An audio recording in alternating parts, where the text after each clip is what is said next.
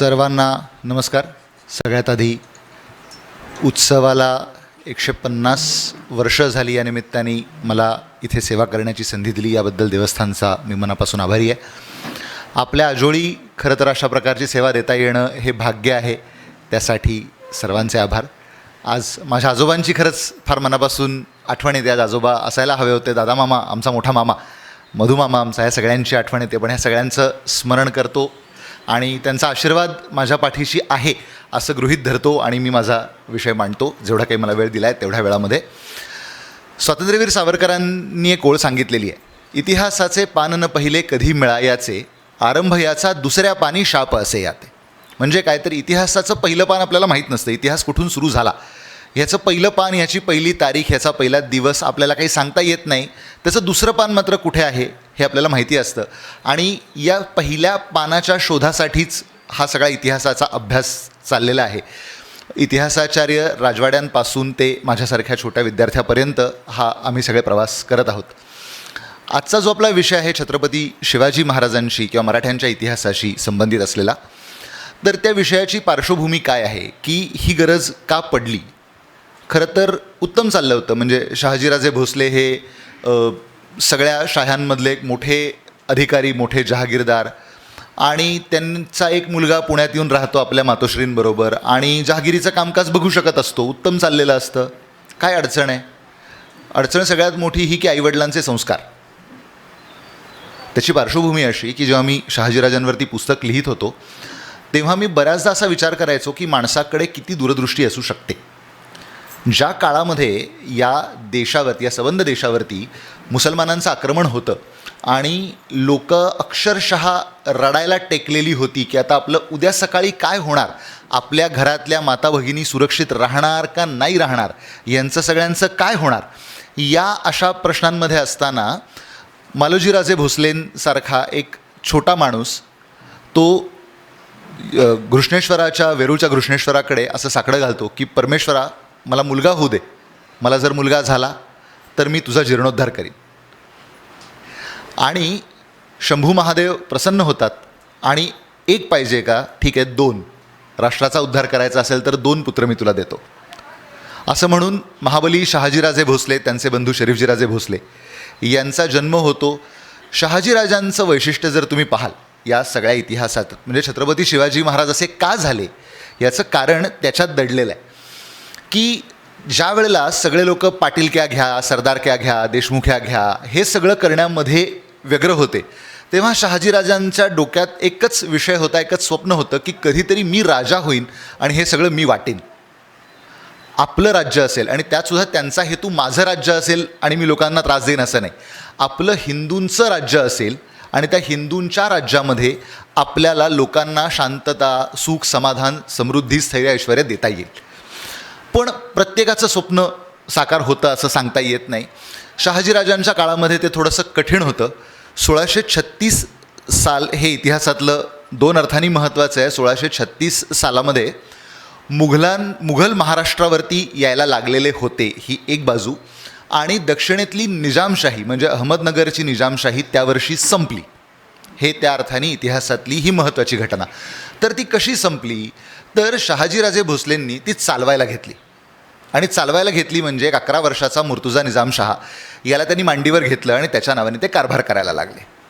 आता सगळ्यांची पोटदुखी की मुसलमानांचं राज्य चालवणारा माणूस हिंदू, बरं अडचण अशी की तो कर्तबगार, त्याला काही बोलताही येत नाही. आणि मुर्तजा म्हणजे ज्याला मुजरा करायचा तोच ज्या माणसाच्या ताब्यात आहे, त्याला काय बोलणार तुम्ही. म्हणून वेगवेगळ्या योजना आखल्या गेल्या आणि आदिलशाही आणि मुघल यांच्याविरुद्ध मोठं युद्ध झालं. तुम्ही कल्पना करा, शिवाजी महाराजांबद्दल आपण बोलतो, ती रेष खूप मोठी आहे, ते ग्रेटच होते, त्याबद्दल काही दुमत असायचं कारण नाही. पण अत्यंत प्रतिकूल काळामध्ये शहाजीराजांनी मुघल आणि आदिलशाही या त्या काळातल्या अत्यंत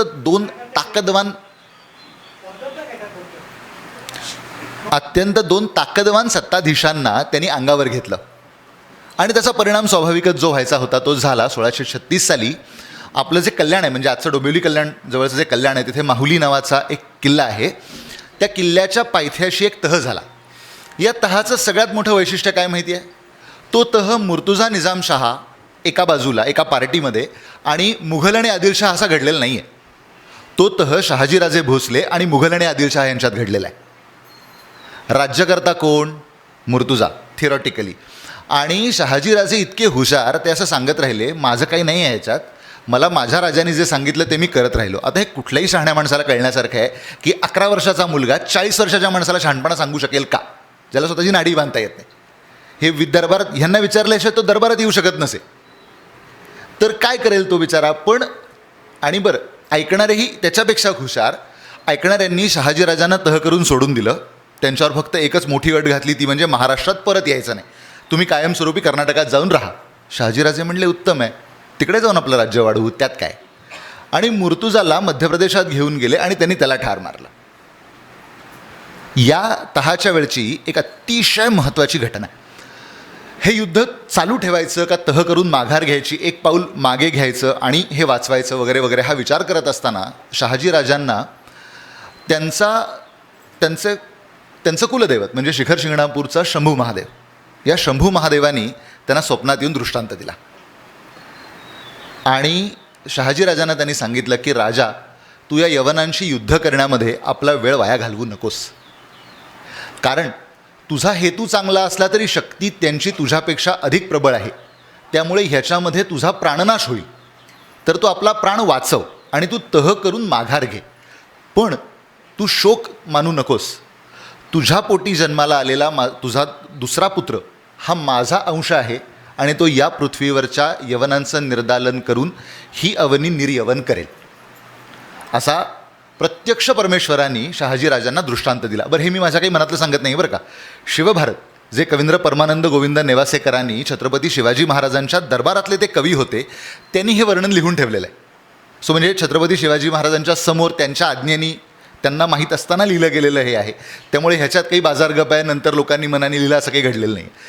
तर हे झाल्यानंतर सकाळी शहाजीराजे उठले आणि त्यांनी विचार केला की बाबा, प्रत्यक्ष परमेश्वरांनी जर आपल्याला असं सांगितलं आहे की तू यांच्याशी युद्ध करून आपली ऊर्जा खर्च करू नको, तर आपण काय करायला पाहिजे? तर आपण परमेश्वराचं म्हणणं ऐकायला पाहिजे.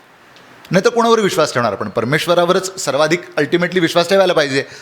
म्हणून ते खाली उतरले. त्यांनी तह केला. तहामध्ये आपली पुणे, सुपे, चाकण, इंदापूरची जहागिरी वाचवून घेतली आणि कर्नाटकात गेले. या वेळेला एक गमतीशीर गोष्ट अशी घडली की शहाजहांनी सांगितलं की काही झालं तरी शहाजीला मी माझ्या पदरात बांधून घेणार नाही, हा निखारा माझ्या पदरात नको. आता मी हे शब्द वापरतो, याचा अर्थ नीट समजून घ्या. शहाजी हा निखारा माझ्या पदरात नको का? कारण हे हुशार आहेत, ह्यांचा इतिहास बघा तुम्ही काय येतो. हे माझं सैन्य घेतील, नर्मदेच्या खाली सगळ्या ज्या उरलेल्या शाह्या आहेत या सगळ्या गुंडाळतील, माझं सैन्य वर पाठवतील आणि दक्षिणेत म्हणतील आता मीच राजा आहे. कुणी सांगितलं हा वेडेपणा? आणि म्हणजे स्वतःच्याच खर्चांनी स्वतः शत्रू जन्माला घालायचा, हा कुठला वेडा धंदा आहे? त्यापेक्षा त्यांनी सांगितलं आदिलशहाला, तू आणि शहाजी भोसले काय असेल ते आपसात मिटवून घ्या, मला यातनं बाजूला करा, माझे जेवढे काही किल्ले यांनी जिंकलेले आहेत तेवढे किल्ले मला परत करायला सांगा, मी चाललो. असं म्हणून ज्या दिवशी तो तह ठरला, ज्या दिवशी तो तह फायनल झाला, त्याच्या दुसऱ्या दिवशी शहाजहान उठून दिल्लीकडे निघून गेला. तो थांबलासुद्धा नाही मराठ्यांचं पुढे काय होतं ते बघायला. आणि पुढं 1636 सालातली ही गोष्ट आहे. 1630 साली छत्रपती शिवाजी महाराजांचा शिवनेरीवर जन्म झालेला आहे. शिवाजी महाराज 6 वर्षाचे, 5-6 वर्षाचे आहेत. आणि महाराज आणि हे म्हणजे शहाजीराजे बेंगलोरला जातात. बेंगलोरला जाऊन ते दिगंत पराक्रम करतात. जवळजवळ आता तुम्हाला जर का नकाशा म्हणजे आता सगळ्यांच्या खिशात फोन असेल, नंतर कधीतरी नकाशा उघडून बघा. बेंगलोरपासून ते कन्याकुमारीपर्यंतचं राज्य त्यांच्याकडे. दक्षिणेत एवढं मोठं राज्यच कुणाचं नाही. बरं, तिथे जाऊन ते आदिलशहाकडे कामाला आहेत, म्हणजे थिअरॉटिकली आदिलशहाकडे ते कामाला आहेत. दरबारात भांडण होतं हिंदू मुसलमान नेहमीप्रमाणे. आदिलशहा शहाजीराजांना महाराज फर्जंद असा किताब देतो, टायटल देतो. लगेच त्यांचा अत्यंत जवळचा मित्र म्हणजे अफजल खान, अफजल खानाच्या पोटात दुखायला लागतं. अरे, तुम्ही हिंदू माणसाला किताब दिला, तो रडायला लागतो, म्हणून म्हणतात खुश राहतो. आदिलशहा म्हणतो खुश राहा, तुला फर्जंद रशीद असा किताब देतो. तुम्ही विचार करा हां, म्हणजे ही सगळी पार्श्वभूमी सांगतोय तुम्हाला त्याची, ती काय की शिवाजी महाराजांच्या किंवा माँसाहेब जिजाऊंच्या डोक्यामध्ये काय आले आणि ते कुठून कसं आलं आहे. दरबारात भांडण होतं म्हणून शहाजीराजे सांगतात की मी आता बेंगलोरला जाऊन राहतो कायमचा, तुम्हाला गरज असेल तेव्हा मला बोलवून घ्या, मला जमलं तर मी येईल. हे राजाला बादशहाला सांगण्याची ताकद त्या माणसामध्ये आहे. त्यांच्या मुलांनी हेच बघितलेलं आहे. ते तरी काय करतील. समर्थांनी सांगितलं ना, येथे वडील जे सांगती त्या नामे धर्म सांगती. मग कदाचित माझी एखादी वेळ सांगताना पुढे मागे होईल, पण जे वडील वागतात त्याला धर्म असं म्हणायचं, असं समर्थांनी सांगितलेलं आहे. सो ते काय वेगळं वागतील. या परिस्थितीमध्ये पुणे सुपे चाकण इंदापूरची आपली जहागीर पाहण्यासाठी एक माणूस हवा. आता हे वरकरणी झालं. 2 मुलं आहेत शहाजीराजांना, एक थोरले संभाजीराजे आणि एक छत्रपती शिवाजी महाराज. एक मुलगा आपल्याबरोबर ठेवला आहे आणि एक मुलगा त्याच्या आईबरोबर उत्तरेला पाठवून दिला. लोकांना सांगायचं कारण काय आहे, बाबा मी ह्या तहामुळे बांधला गेलेलो आहे, मला काही महाराष्ट्रात येता येणार नाही, आणि माझी महाराष्ट्रातली जहागीर जर का ओसाड पडली तर ती कोण चालवणार आहे. ती कारभार बघायला तर कोणीतरी माणूस बरं, माझ्या मुलावर काही ते बंधन नाही आहे जे माझ्यावरती आहे. माझा मुलगा महाराष्ट्रात जाऊच शकतो आहे. ठीक आहे, आई आणि मुलगा यांना महाराष्ट्रात दिलं पाठवून. बरोबर आपली सगळी विश्वासू माणसं पाठवून दिली. एक विश्वासू माणूस जो आधीपासून इथे पुण्यामध्ये येऊन राहिलेला होता, जो माणूस निवाडे करत होता, त्या माणसाचं नाव होतं दादाजी कोंडे. आपल्याला सगळ्यांना हे इतिहासातलं नाव माहिती आहे. आता दादाजी कोंडे शिवाजी महाराजांचे शिक्षक होते, गुरु होते, नव्हते, अमुक तमुक. मी तुम्हाला एक सोपी गोष्ट सांगतो. आमचे सगळे मामा दुकानदार आहेत, तुम्हाला माहिती आहे ना. हां, आमच्या मामांच्या दुकानामध्ये लोक कामाला आहेत. आमचे मामा, आमचे भाऊ जे आता दुकान चालवतात, ते काय प्रत्येकाला हाताला धरून उभं राहून सांगतात अमुक कर, तमुक कर, तमुक कर. दुकानात काम करणारा माणूस बघून बघून शिकतो ना. मग कधीतरी मामा आमचे कुठेतरी बाहेर गेलेले असले तर तासभर तो गल्ल्यावर बसून तो व्यवहार सांभाळतो आणि शेवटी तो तयार होतो. ही एक पद्धत आहे. दुसरी पद्धत, समजा काही व्यवहाराची गोष्ट असेल तर एखादा वरचा जबाबदार माणूस हा समोर बरोबर असलेल्या माणसाला ती शिकवतो, सांगतो. त्यात चुकीचं काय. एखादी गोष्ट त्या माणसाला अनुभवाने आलेली आहे. बरं, दादोजी कोंडदेवांना हे पक्का माहिती आहे बरं का, की ह्यांना इथे का पाठवलं आहे, ह्याची योजना काय आहे, हे त्यांना सगळं बरोबर माहिती आहे. ही सगळी माणसं कुणी काही सार्वजनिक हे बोलत नाहीत. हे सगळं प्रत्येकाच्या डोक्यात बरोबर सगळा प्लॅन, डायग्रॅम सगळं फिक्स आहे. आता एक असा आक्षेप आहे की महाराजांनी जेव्हा स्वराज्याची शपथ घेतली तेव्हा दादाजी कोंडदेवांनी त्याच्यावरती आक्षेप घेतला. त्यांना काही ते फारसं वाक्याला काही अर्थ नाही. दादोजी कोंडदेवांना जर ते मंजूर नसतं तर त्यांनी शहाजीराजांकडे जाऊन तक्रार नसती केली, बघा तुमचा मुलगा काय उद्योग करतोय. अशा आशयाचं कधीच ते काही वागलेलं नाहीत. उलट त्यांनी काय सांगितलं की माझी मर्यादा समजून घ्या, मी कागदोपत्री आदिलशाहीचा नोकर आहे. या चौकटीत मी तुम्हाला काय मदत करायची ती करीन. म्हणजे काय तर मी आदिलशहाला ठेवीन गुंडाळून आणि तुमची सगळी मदत करीन. कारण ते भयंकर कर्तबगार, ते कधी विजापूर सोडून विजापूरच्या वेशीच्या बाहेर नाही पडले. काय करतील, काही नाही. हे होतं स्वराज्याची स्थापना होते, त्याची घोषणा होते. बरं, आता स्वराज्य स्थापायचं एक छोटं काम करायला गेलो आपण तर आपल्याला अनंत अडचणी असतात. एक राज्य स्थापन करायचं तर किती मोठे प्रश्न येतील. पण या कामामध्ये जसे दादोजी कोंडे होते तसेच जेधे, कान्होजीराजे जेधे नावाचे एक फार मोठे देशमुख होते पुण्यातले, ते शहाजीराजांचे मित्र होते. या कामी त्यांनी शहाजीराजांना प्रचंड मदत केलेली होती आणि त्यांनी सांगितलं होतं की राजे तुम्ही काही चिंता करू नका, तुमच्या चिरंजीवांचं जे काही सगळं असेल ते आपण सगळे मिळून बघूया. म्हणून ही सगळी माणसं वडिलांच्या इन्फ्लुएन्समुळे, कारण ह्या सगळ्या लोकांनी शहाजीराजांना प्रत्यक्ष पाहिलेलं होतं, ते काय आहेत, कसे आहेत, त्यांच्या डोक्यातला विचार काय आहे, हे सगळं त्यांनी पाहिलेलं असल्यामुळे त्यांनी शिवाजी महाराजांना प्रत्यक्ष अप्रत्यक्षपणे जेवढी त्यांना शक्य असेल तिची मदत केली. म्हणजे कान्होजी जेध्यांना तर प्रत्यक्ष शिवाजी महाराजांची मदत केली म्हणून आदिलशहाकडे कैदेत राहावं लागलं आहे. त्यांच्या मुलांनी शिवाजी महाराजांबरोबर लढताना वीरमरण पत्करलं आहे. ह्याच्या पलीकडे काय त्यांनी कुणी करावं. तर असं हे सगळं होत असताना एक दिवशी अफजल खान येतो आणि अफजल खान म्हणतो की, म्हणजे त्याला सांगूनच पाठवलेलं असतं. आता त्याची थोडीशी पार्श्वभूमी सांगतो. आता तुम्हालाही सगळ्यांना गोष्ट माहिती आहे की अफजल खान आला आणि पुढं काय झालं वगैरे वगैरे. त्याची पार्श्वभूमी अशी आहे की मगाशी मी तुम्हाला 1636चा एक उल्लेख सांगितला. 1636ला एक तह झाला. त्या तहामध्ये ज्या काही गोष्टी ठरल्या होत्या त्याच्यामध्ये एक अशी गोष्ट ठरलेली होती की निजामशाही संपली आणि निजामशाहीची वाटणी आपण मुघल आणि आदिलशाही अशी अर्धी अर्धी करून घ्यायची. तर ह्याच्यातला निजामशाहीचा जो प्रदेश आहे तो आमचा आम्हाला द्या, तुमचा तुम्हाला ठेवा. पुढे शहाजहान गेला, आदिलशहा औरंगजेब आल्यानंतर त्याचं असं म्हणणं पडलं की ह्याचा काही संबंध नाही, हे सगळं आमचंच आहे. तर त्याच्यावर आदिलशहाने त्याला एक छान क्लासिक उत्तर दिलं. तो म्हणला, मला ह्यातलं काय माहीत नाही. सोपं उत्तर काय माहिती आहे, आमच्याकडे एक शहाजी नावाचा माणूस आहे, त्याचा एक बंडखोर मुलगा आहे शिवाजी नावाचा, हे सगळं त्याच्या ताब्यात आहे, ते तुम्ही त्याच्याकडनं सोडवून घ्या. पाहुण्याच्या काठीने विंचू मारा, आपापसात काय होईल ते बघून घ्या, माझ्यावर यायला नको आणि काही करायला नको. तर असं झाल्यावरती औरंगजेबही चिडला. औरंगजेबाने त्यांना सांगितलं, शिवाजी बिवाजी मी काही ओळखत नाही कोण. तोपर्यंत त्यांना माहीत नव्हतं हे कोण आहेत, हे कुठलं पाणी प्यायलेले आहेत. तो म्हणला, मी काही शिवाजी बिवाजी ओळखत नाही. तह कोणाच्यात झाला आहे, माझा बाप आणि तुम्ही, त्या तहाप्रमाणे तुम्ही हे सगळं मला देणं भाग आहे. भारत इतिहास संशोधक मंडळाने जे काही खूप मोठं काम केलं त्याच्यामध्ये गह खरे नावाचे एक फार मोठे संशोधक होते. ते मूळचे आपल्या गुहागरचेच. तर त्यांनी ऐतिहासिक फारसी साहित्य नावाचे एक 6 खंड आहेत. त्यातल्या एका खंडामध्ये, 6व्या खंडामध्ये औरंगजेबाच्या दरबारची बातमीपत्र आहेत, त्याच्यामध्ये ह्याचा उल्लेख आहे. आणि त्याच्यामध्ये असा स्पष्ट आदेश लिहिलेला आहे बरं का, मी अन्य कुणालाही ओळखत नाही, हा तह तुमच्या आणि माझ्या बापामध्ये झालेला आहे, त्यामुळं तुम्ही तुमचा माणूस पाठवा, नाही पाठवा, काय जे करायचं असेल ते करा, जो प्रांत मला द्यायचा आहे तो मला मोकळा करून द्या. म्हणून अफजल खानाची नेमणूक आहे. अफजल खानाच्या नेमणुकीची पार्श्वभूमी ही आहे. आदिलशहाला त्यातलं काहीही मुळातच नको होतं, पण जर आपण हे केलं नाही तर मुघल उद्या आपल्या दारात येऊन उभे राहतील, ते होऊ नये, म्हणून परस्पर मिटवून घ्या. आता आदिलशहाचा एक सरदार येतो, तो मोठा सरदार आहे बरं का. अफजल खान आपण समजतो एवढा काही छोटा माणूस नाही आहे. तो वाई परगण्याचा अनेक वर्ष मुकासादार आहे. मुकासादार म्हणजे काय, तर तिथल्या टॅक्स कलेक्शनचा त्याच्याकडे अधिकार आहे. त्याला हा सगळा भूगोल माहिती आहे. तो असं झालेलं नाही की तो पहिल्यांदाच त्या प्रांतात आला आणि त्याला कळलं नाही आणि असं काहीतरी झालं. त्याला काय कळलं नाही, तर त्याला आपल्याला कुणाशी लढायचं आहे आणि आपण ज्याच्याशी लढतो आहे त्यांची बॅकग्राऊंड काय आहे हे त्याला कळलंच नाही.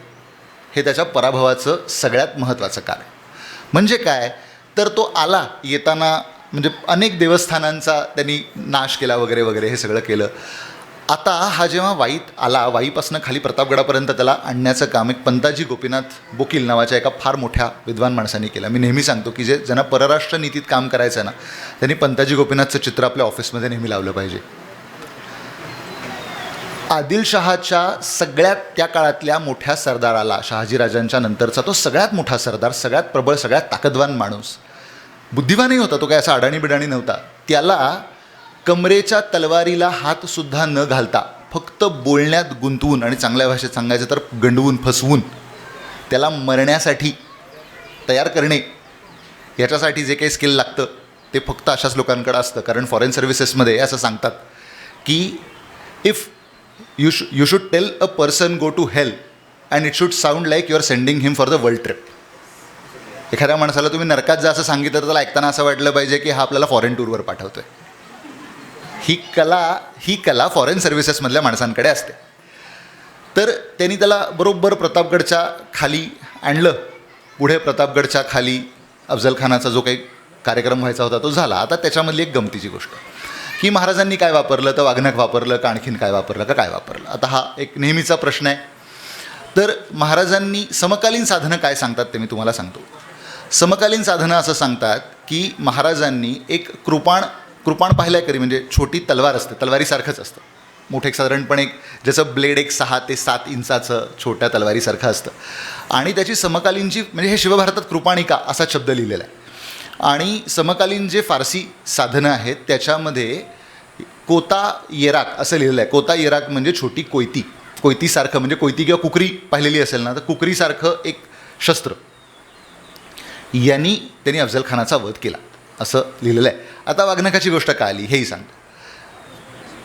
विष्णूंनी नृसिंहाचा अवतार घेतला आणि हिरण्यकश्यपूचा वध केला आपल्या भक्त प्रल्हादासाठी. ऐकायला ही गोष्ट छान, ग्लॅमरस, ग्लोरिफाईड वाटते, बरोबर आहे. छत्रपती शिवाजी महाराज हे परमेश्वराचे अवतार होते का, तर मला विचाराल तर मी म्हणेन खरंच हो. कारण त्यांनी जे काम केलं ते सामान्य माणसाचं काम नाही आहे. सामान्य माणसाचं काम असतं तर त्या काळातल्या कुठल्याही माणसाने ते उठून केलं असतं.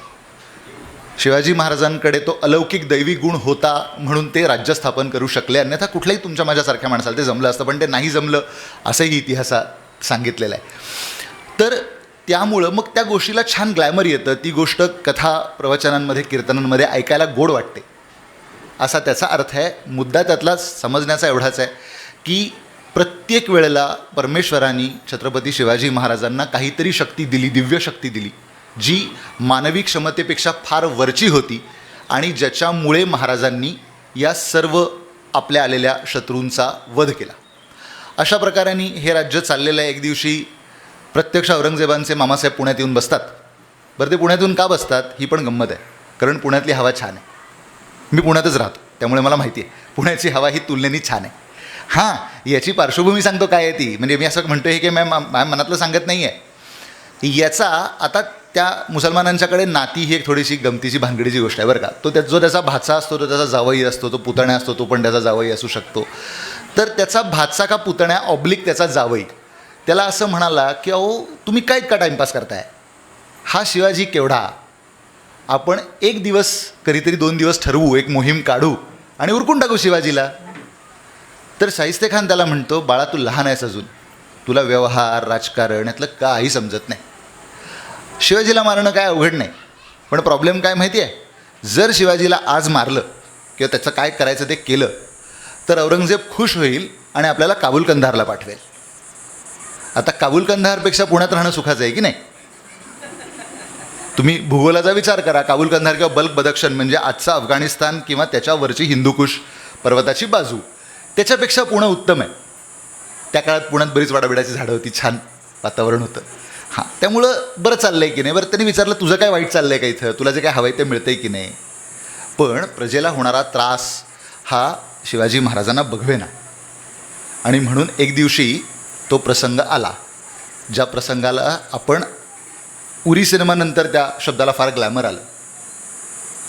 पूर्वी त्याला तांत्रिक नाव वेगळं होतं, उरी सिनेमानंतर त्याला ग्लॅमरस नाव आलं, ते म्हणजे सर्जिकल स्ट्राईक. तो ज्ञात इतिहासातला भारताच्या सर्जिकल स्ट्राईक केलेली पहिली व्यक्ती म्हणजे छत्रपती शिवाजी महाराज. आता शाहिस्ते खानाला हे कळलंच नाही की अरे हा माणूस लहानपणापासून याच गावात राहिला आहे. ज्या लाल महालात शाहिस्ते खान राहत होता याच महालात ह्यांचं सगळं लहानपण गेलं आहे. यांना तिथला कोपरा डावीकडे वळलं तर किती पावलं चालल्यावर काय लागतं, उजवीकडे वळल्यावर किती पावलं चाललं तर काय लागतं, हे यांना पाठ आहे. अशा परिस्थितीत एक माणूस त्यांच्याकडे येतो आणि त्यांना असं म्हणतो की महाराज पाहिजे तर ना मी तुमची काही मदत करतो. तर ते म्हणतात काय मदत करतो, काय कसली. ते म्हणतात तुमचं असं काही हे आहे ना, म्हणजे शाहिस्ते खानाकडे जायचं. ते म्हणले काही नाही बाबा, असं काही नाही, महत्त्वाचा गुण सांगतो तुम्हाला त्यातला काय. ते म्हणले नाही असं काही नाही. अरे म्हणले बघ तो शाहिस्ते खान केवढा, त्याचं सैन्य केवढं अवाढव्य, एवढी सगळी मुघलांची ताकद आहे त्याच्यामागे, एवढा किरकोळ माणूस आहे, मी काही करत नाही आहे आणि असं काही मी विचारही माझ्या डोक्यात नाही आहे. शाहिस्ते खानानेच पाठवलेला एक माणूस. पण शिवाजी महाराजांकडून शिकण्याचा गुण हा आहे की राज्यकर्त्यांनी म्हणजे जसं सामान्य माणसांनी सुद्धा आपल्या आयुष्यामध्ये नेहमी सावध असायला पाहिजे. आपल्याकडे आजकाल फोन केला की कॉलर ट्यून वाजते बघा, सावध राहा, सतर्क राहा. ते सगळ्यांना लागू आहे, राज्यकर्त्याला ते थोडं जास्त मोठ्या प्रमाणात लागू आहे. तर त्यामुळे शिवाजी महाराजांनी सांगितलं माझ्या डोक्यात मुळात असा काही विचारच नाही आहे, मी काहीच करत नाही आहे.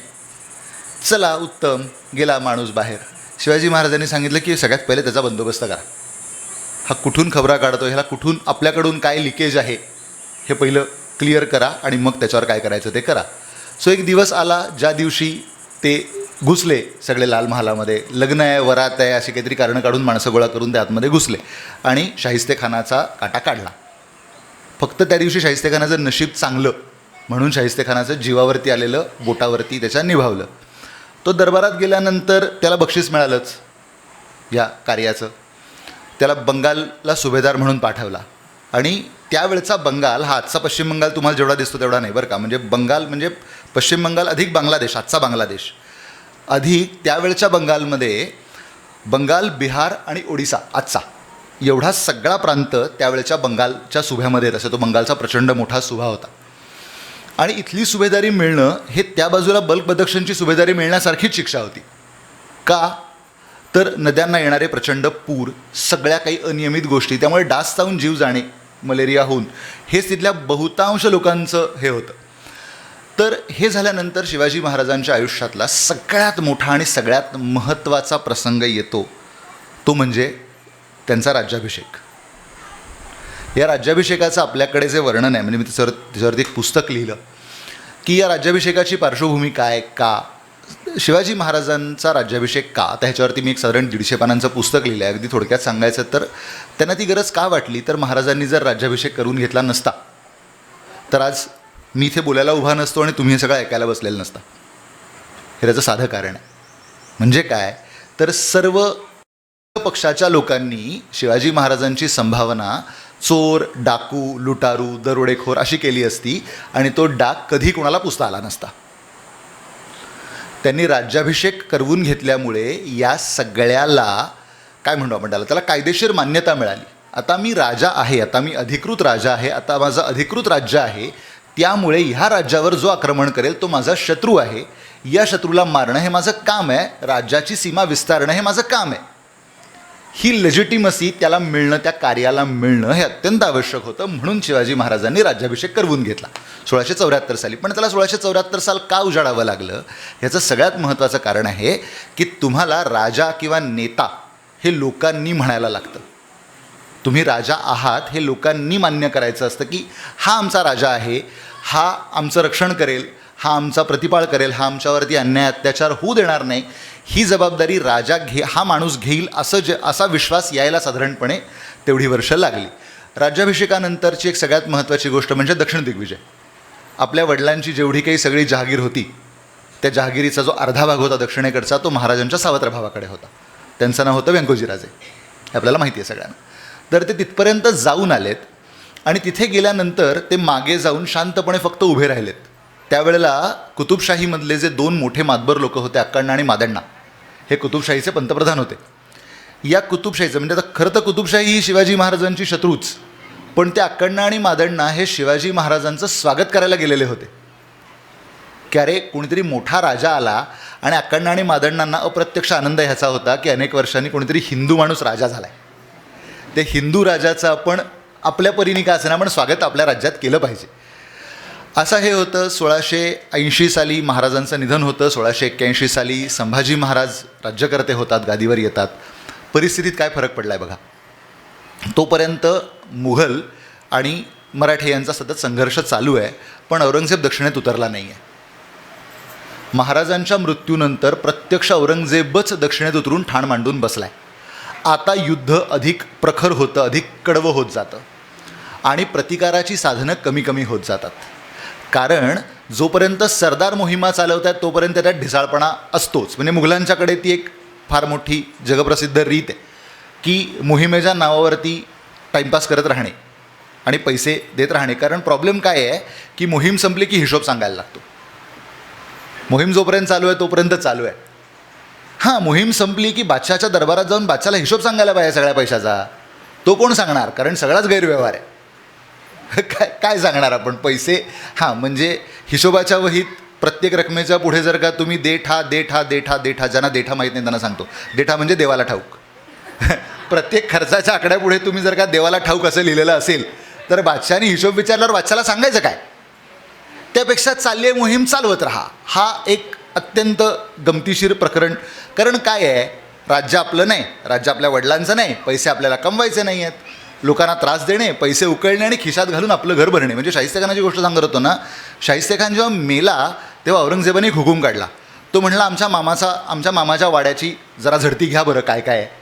तर झडती झाली. झडती झाल्यावर हिशोब करून कारकुनांनी सांगितलं की बाबा एवढं एवढं एवढं आहे. तो म्हणला शक्यच नाही, आमचा मामा एवढा गरीब असू शकत नाही. आमच्या मामाने किती पैसे लाटलेले असतील याची मला पूर्ण कल्पना आहे. गरज पडली तर वाडा पाडा, मामाचा राहता वाडा, मामाचा वाडा पाडा आणि सगळे पैसे गोळा करून मला आणून द्या. त्याच्यानंतर त्या कारकुनांनी जेवढा हिशोब सांगितला होता त्याच्यापेक्षा साधारण 10 का 12 पट जास्त पैसे सापडले. त्याच्या घरात लपवून ठेवलेले. त्यामुळं यांचा इतिहास भयंकर उज्ज्वल.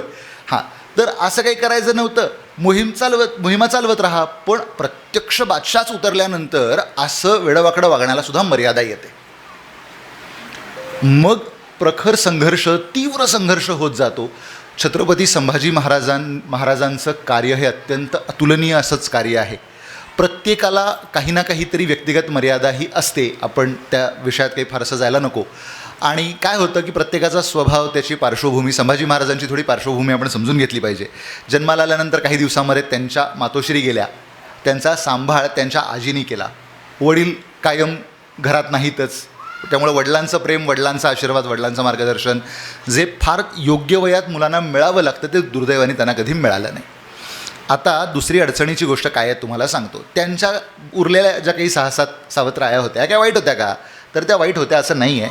पण प्रॉब्लेम काय आहे तुम्हाला सांगतो. एक बेसिक म्हणजे तो मनुष्य स्वभाव आहे किंवा समाज मन आहे असं म्हणा, की सख्ख्या आईनी मुलाला पंख्याला उलटं टांगून खालनं मिरच्यांची धुरी जरी दिली की नाही तरी जग काय म्हणतं, आई आणि मुलगा आहे बघून घेतील आपापसात काय ते. पण जर सावत्राईने डोळे जरी वटारले ना तरी समाज काय म्हणतो, बरोबर आहे हो सावत्राई आहे. ती त्याचं भलं चिंतत असते, ती काय त्याचं वाईट व्हावं असं म्हणत नसते. पण समाज असा आहे आपला दुर्दैवाने, तो असं म्हणतो की बरोबर आहे हो त्या मुलाला सख्खी आई नाही, त्याशी कसंही वागलं तरी चालतं. हा पण एक संभाजी महाराज असे होण्यातला एक फॅक्टर आहे. पण संभाजी महाराजांनी जे कार्य केलं आहे, जे धर्मासाठी बलिदान दिलं आहे, की औरंगजेबाकडे असताना औरंगजेबानी अत्यंत अनन्वित हाल केलेले आहेत. म्हणजे ह्या माझ्या बायोडेटामध्ये एक गोष्ट मीच लिहायची राहिली आहे. जवाबी ते आलमगिरी नावाचं एक रेकॉर्ड आहे, म्हणजे औरंगजेबाची डायरी थोडक्यात सांगायचं तर. त्याचा ऑफिशियल रेकॉर्ड म्हणजे जसं प्रत्येक सरकारी कार्यालयामध्ये एक ऑफिशियल रेकॉर्ड असतं ना प्रत्येक अधिकाऱ्याचं, ते दरवर्षी त्याचा जो वरिष्ठ अधिकारी असतो तो त्याच्या ॲन्युअल कॉन्फिडेन्शियल रिपोर्टमध्ये ते ॲड करतो, प्लस आपले काही रिमार्क्स ॲड करतो आणि ते पुढं त्याच्या प्रमोशनसाठी किंवा पगारवाढीसाठी पाठवत असतो. तसं त्याची एक डायरी आहे, त्याचं ऑफिशियल एक रेकॉर्ड आहे, त्याचं नाव आहे जवाबी ते आलमगिरी. या जवाबी ते आलमगिरीमध्ये संभाजीराजांचा शेवट कसा झाला याची तपशीलवार नोंद आहे. आणि मी त्याच्यावरती एक पेपर वाचला, त्याचा व्हिडिओ यूट्यूबवरती अवेलेबल आहे. तो पेपर मी वाचल्यानंतर म्हणजे आम्ही 3-4 मित्र मिळून ते वाचत होतो. फारसी, ते मूळ फारसी आहे. तुमच्यापैकी ज्यांनी कोणी छावा नावाचा सिनेमा बघितला आहे की नाही, बघितला ना? हां, आता मी तुम्हाला फक्त एका वाक्यात सांगतो. ते जे तुम्ही पाहिले ते आणि जे मूळ आहे ते याच्यात किती फरक आहे तुम्हाला सांगू. 1,00,000 लिटरची पाण्याची टाकी असते ना, त्यात समजा जर तुम्ही 2 चमचे अमृत कोकम घातलं तर ते कसं लागेल, आणि 2 चमचे अमृत कोकम जर तुम्ही थेटच प्यायलात चमच्याने तर ते किती स्ट्रॉंग लागेल. तुम्ही बघितलेल्यातला आणि मी वाचल्यातला इतका फरक आहे. इतका फरक आहे की मी रात्रभर मला झोपता येत नसेल, डोळे मिटले की डोळ्यासमोर सतत तेच चित्र मला दिसत असे. पण अशा परिस्थितीत सुद्धा मी माझं राज्य तुम्हाला देणार नाही, माझ्या राज्यातला खजिना, माझ्या राज्याचा हिशोब कुठे काय ठेवला यातलं मी तुम्हाला काहीही सांगणार नाही, आणि माझा प्राण घेतलात तरी चालेल पण मी धर्म बदलणार नाही. हे तत्त्व आहे. कारण संभाजीराजांनी बाखरे शास्त्रींना, आता हे कुठून आलं तर त्यांच्याच पूर्वजांकडनं आलं. बाखरे शास्त्री नावाचे एक फार मोठे विद्वान पंडित होते. त्यांना संभाजीराजांनी एक दानपत्र लिहून दिलेलं आहे. राजा आहे, राजा दान देऊ शकतो, राजा विद्वान ब्राह्मणांना दान, कोणालाही राजा दान देऊ शकतो. तर त्याच्यामध्ये बाखरे शास्त्रींना, आता ते त्याचं वर्णन जे आहे त्या म्हणजे वरती म्हणजे आपल्या पूर्वजांची माहिती लिहिताना संभाजीराजे काय लिहितात, माझे आजोबा कोण आहेत, तर माझे आजोबा हे हिंदू म्हणजे हैंदव धर्म उद्धारक, माझे आजोबा हे हिंदू धर्माचे उद्धारक आहेत. माझे वडील कोण आहेत, तर म्लेंछ क्षय दीक्षित, म्हणजे म्लेंछांचा, मुसलमानांचा क्षय करण्याची, नाश करण्याची दीक्षा घेतलेले आहेत. आणि त्यांचा मी मुलगा संभाजी हे बाखरे शास्त्रींना दानपत्र देतो आहे. आणि मग त्याच्यापुढे दानपत्रामध्ये त्यांनी 1, 2, 3, 4, 5 ज्या काही गोष्टी लिहून दिल्या त्या. तर धर्मासाठी केलेलं संभाजी महाराजांचं बलिदान. आता औरंगजेबाला काय वाटलं की संभाजीराजांना मारल्यामुळे संपेल सगळं, काही काही शिल्लक राहणार नाही. पण आपल्याकडे ना भारताच्या किंवा विशेषतः आपल्या मराठ्यांच्या स्वभावातली एक गंमत आहे. प्राकृत भाषा आहे, म्हणजे संस्कृत आणि मराठी याच्यामध्ये प्राकृत नावाची एक भाषा आहे. प्राकृत भाषेमध्ये मराठ्यांचं वर्णन भांडखोर विवेकी असं आहे. मराठा देशीची माणसं कशी, तर भांडखोर आणि विवेकी, ती विवेकी आहेत आणि ती अत्यंत भांडखोर आहेत, असं एकत्रच वर्णन आहे त्यांचं. तर औरंगजेबाला जे वाटलं घडताना प्रत्यक्षात त्याच्याबरोबर उलटच घडलं. आपल्या राजाचा अशा प्रकारे अमानुष निर्घृण केलेला खून हा काही आमच्या तुमच्या पूर्वजांना काही पचला नाही. सगळ्यांचेच पूर्वज आहेत, तुमचे माझे सगळ्यांचेच पूर्वज आहेत. तो त्यांना काही पचला नाही फारसा. आणि त्यांनी काय केलं तर त्यांनी एक सशस्त्र क्रांती केली. संभाजी महाराजांचे धाकटे बंधू म्हणजे राजाराम महाराज यांना त्यांनी गादीवर बसवलं आणि राज्य चालवायला सुरू केली. मराठ्यांच्या इतिहासाच्या 25 वर्षातला तो सगळ्यात क्लासिक काळ आहे, ज्या काळामध्ये औरंगजेबाला भारतातल्या अन्य सर्व शाह्या संपवता आल्या, सर्व राज्य त्याला गुंडाळता आली, फक्त त्याला मराठ्यांचं राज्य नाही संपवता आलं. याचं कारण तुम्ही काय झाड लावता याच्यावरती त्याला काय पीक येणार हे अवलंबून आहे. आमच्या पूर्वजांनी लावलेला अमृतवृक्ष होता म्हणून त्याला अमृतच आलं. काटे लावले असते त्याला काटे आले असते. आपल्याकडे म्हणतात ना की गवताचे भाले होतात, अशा प्रकारे हे सर्व लोक लढले. त्याच्यातलं एक सगळ्यात मोठं महत्त्वाचं नाव सांगायला पाहिजे ते म्हणजे रामचंद्र अमात्य. रामचंद्र अमात्य तुमच्यापैकी बऱ्याच जणांना हे नाव ऐकून माहिती असेल. ते छत्रपती शिवाजी महाराजांच्या अष्टप्रधानात सुद्धा होते. रामचंद्र अमात्यांची गंमत अशी आहे की रामचंद्र अमात्य हे वयानी, म्हणजे महाराजांच्या अष्टप्रधानात जी मंडळी होती त्यांच्यामध्ये वयानी बहुधा महाराजांपेक्षा 1-2 वर्ष लहान असावेत. बाकी सगळी माणसं बहुधा त्यांच्यापेक्षा वयाने मोठी असणारी होती. एक अण्णाजी दत्तो आणि एक रामचंद्र अमात्य, हे महाराजांच्या वयाचे किंवा त्यांच्यापेक्षा वयाने थोडेसे लहान. आणि रामचंद्र अमात्यांवरती का माहीत नाही पण महाराजांचा प्रचंड जीव होता. प्रचंड जीव म्हणजे किती, तर हे तुम्हाला सगळ्यांना माहिती आहे की महाराजांनी वतनदारी पद्धत बंद केली. वंशपरंपरेने कोणालाही काही द्यायचं नाही असं महाराजांनी ठरवलेलं होतं. त्याला रामचंद्र अमात्य हे एकच अपवाद आहेत. रामचंद्र अमात्यांना सिंधुदुर्गाची किल्लेदारी आणि सबनिशी ही छत्रपती शिवाजी महाराजांनी वंशपरंपरेने लिहून दिलेली आहे. स्वतःच केलेला नियम स्वतःच्याच एका माणसासाठी त्यांनी मोडला आहे, इतका त्यांच्यावर जीव. आणि पुढं रामचंद्र अमात्यांनी महाराजांचा त्यांच्यावरती का जीव होता हे सिद्ध केलेलं आहे. म्हणजे काय तर राजाराम महाराजांच्या या काळामध्ये राजाराम महाराजांना स्वतःला प्रत्यक्ष उठून जिंजीला जावं लागलं पळून, कारण इथे राहून राज्य करणं शक्यच नव्हतं. त्यावेळेला त्यांनी रामचंद्र अमात्यांना हुकुमतपणा असे टायटल दिलं. हुकुमतपणा म्हणजे काय तर राज्यामधला निघणारा कोणताही हुकूम हा त्यांना विचारल्याशिवाय काढायचा नाही. म्हणजे राज्यात साधारण राजाच्या योग्यतेचं पद हे त्यांनी रामचंद्र अमात्यांना दिलं. आता इतिहासात आपण संताजी धनाजी असं नाव जोडीने घेतो, बरोबर आहे. संताजी धनाजींनी प्रचंड पराक्रम केला, बरोबर आहे. ते मोठे सेनापती होते, प्रचंड पराक्रमी होते. पण ती जोडी कधी संताजी धनाजी अशी एकत्र नव्हती. संताजी घोरपडे हे अत्यंत पराक्रमी पण स्वभावाने अत्यंत उग्र, जसे मिलिटरी जनरल्स असतात ना, अत्यंत शिस्तबद्ध. आणि धनाजी जाधव हे त्या मानाने थोडेसे सॉफ्ट, प्रेमळ, असू दे रे, जाऊ दे रे, चल काम करून घेऊ, अशा स्वभावाचा. आता तो स्वभावातला भाग आहे, त्यात काही चूक बरोबर असं आपण म्हणू शकत नाही. तर त्यामुळं संताजी घोरपडे कोणाचं ऐकू शकतील राजाराम महाराजांच्या व्यतिरिक्त, तर ते रामचंद्र अमात्यांचं.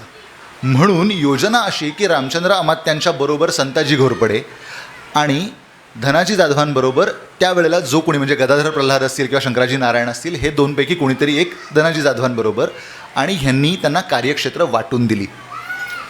आता पुढे 1696 सालाच्या राजाराम महाराज महाराष्ट्रात परत आले. ते परत आल्यानंतर मधल्या काळामध्ये संताजी घोरपडेंची हत्या झाली. संताजी घोरपडेंच्या हत्येचा एक फार दुःखद आणि इंटरेस्टिंग असा तो प्रसंग आहे की काय होतं, काही वेळेला माणसांना विनाकारण फार क्रूर होतात आणि त्याचा दुष्परिणाम त्यांना भोगावा लागतो. एका प्रकरणामध्ये एका माणसाला काहीतरी शिक्षा करायची होती आणि लोक संताजी घोरपडेंना सांगत होते की तुम्ही इतकं निष्ठूर होऊ नका, तुम्ही निष्ठूर होणं इतकं काही फार मोठं पाप घडलेलं नाही, त्याच्याकडनं दंड वसूल करून घ्या, त्याला 2 फटके मारा आणि द्या सोडून. पण त्यांनी सांगितलं की नाही, मी ह्याला हत्तीच्या पायाखाली देणार. आता हत्तीच्या पायाखाली देणं एवढा गुन्हा काय, तर काही गुन्हा नाही हत्तीच्या पायाखाली देणं एवढा, पण ठीक आहे, आता जे होऊन गेलं ते होऊन गेलं. आता संताजी घोरपडेंनी त्याला हत्तीच्या पायाखाली दिल्यामुळे त्याच्या कुटुंबातली माणसं चिडली आणि राजाराम महाराजांकडे त्यांनी त्याची तक्रार केली. तर हे राजाराम महाराजांनाही जाऊन काहीतरी अदवा तद्वा बोलले, तर राजाराम महाराजांनी त्यांचं सेनापतीपद काढून घेतलं.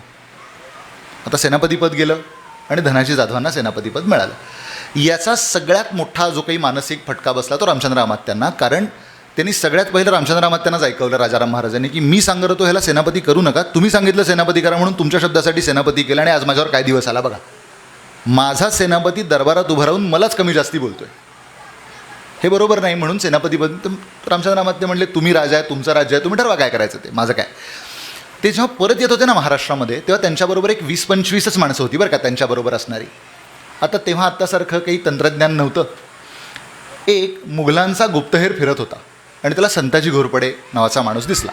त्याला माहीत नव्हतं ह्यांचं सेनापतीपद गेलं आहे, ह्यांच्या मागे सैन्य आहे नाही आहे, त्याला काही माहीत नव्हतं. त्यांनी जाऊन आपल्या सरदाराला सांगितलं. आता ह्या सरदाराचं नाव होतं गाझीउद्दीन फिरोजजंग. आता गाझीउद्दीन आणि फिरोजजंग ही दोन्ही त्याला टायटल्स आहेत बरं का, त्याचं नाव मूळ नाव काहीतरी त्याचं वेगळं आहे. याच्याकडे 1 लाखाचं सैन्य होतं, संताजी घोरपडेंकडे 20-25 माणसं होती. यांनी सांगितलं गाझीउद्दीन फिरोज जंगला की मागून संताजी घोरपडे याच रस्त्याने येत आहेत ज्या रस्त्याने तू खाली चाललायस. तुम्हाला माहिती आहे याचा परिणाम काय झाला? गाझीउद्दीन फिरोज जंग रस्ता बदलून गेला. त्याला माहीत नव्हतं काय झालं आहे मागे. तो म्हणाला तू नको, कुणी चालेल बाकी. हां, एवढी या माणसांनी निर्माण केलेली दहशत, एवढी या माणसांची ताकद की 1,00,000च्या सैन्याचा सेनापती या माणसाचं फक्त नाव ऐकून खऱ्या खोट्याची शहानिशा न करता आपला रस्ता बदलून जातो. हे छत्रपती शिवाजी महाराजांचे, छत्रपती संभाजी महाराजांचे त्यांच्यावर असलेले संस्कार. की तुमचं नाव घेतलं, मराठ्यांचं नाव घेतलं की शत्रूच्या पोटात कमीत कमी एकदा तरी कळ आलीच पाहिजे. त्याला सुधारलंच नाही पाहिजे आपण काय करायचं आहे ते. पुढे राजाराम महाराज 1696 साली परत येतात. मी रामचंद्र त्यांची गोष्ट सांगत होतो तुम्हाला. तर तेव्हाचा संवाद आहे जो रेकॉर्डेड आहे तो फार सुंदर आणि फार इंटरेस्टिंग आहे. की राजानी कसं असावं आणि राजाच्या अत्यंत सिनियर माणसांनी दरबारातल्या सल्लागारांनी कसं वागावं.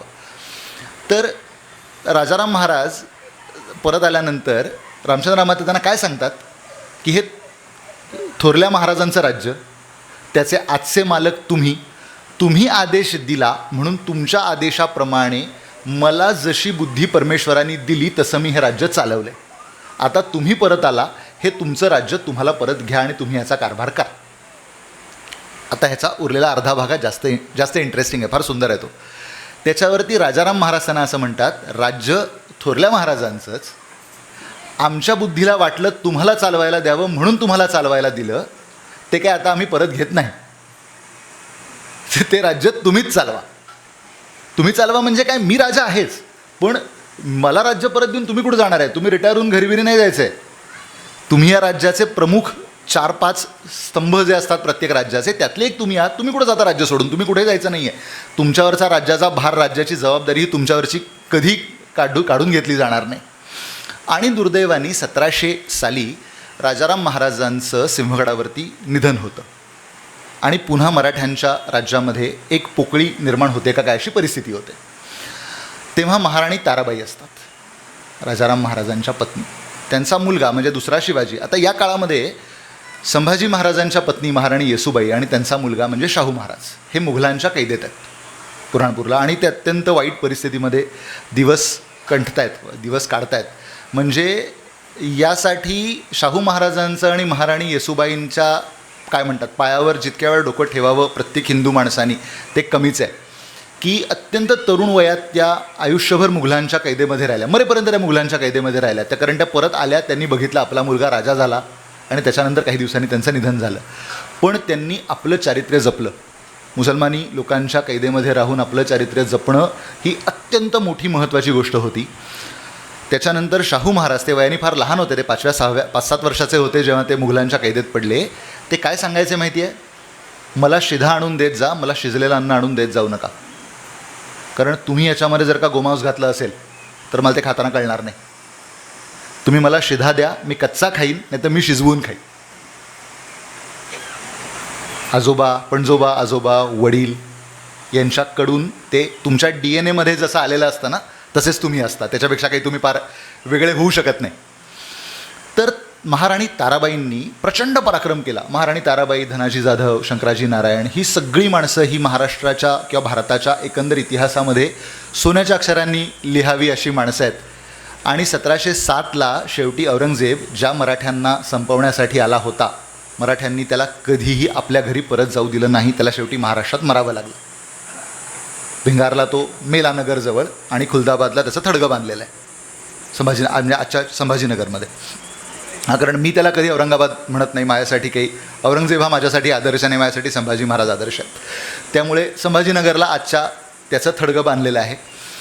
आणि याच्यानंतर पुढे संघर्ष सुरू झाला. कारण काय झालं तर शाहू महाराज तोपर्यंत मोठे झालेले होते. मुघलांनी शाहू महाराजांना सोडून दिलं, परत जा म्हणले तुमचं राज्य तुम्ही करा.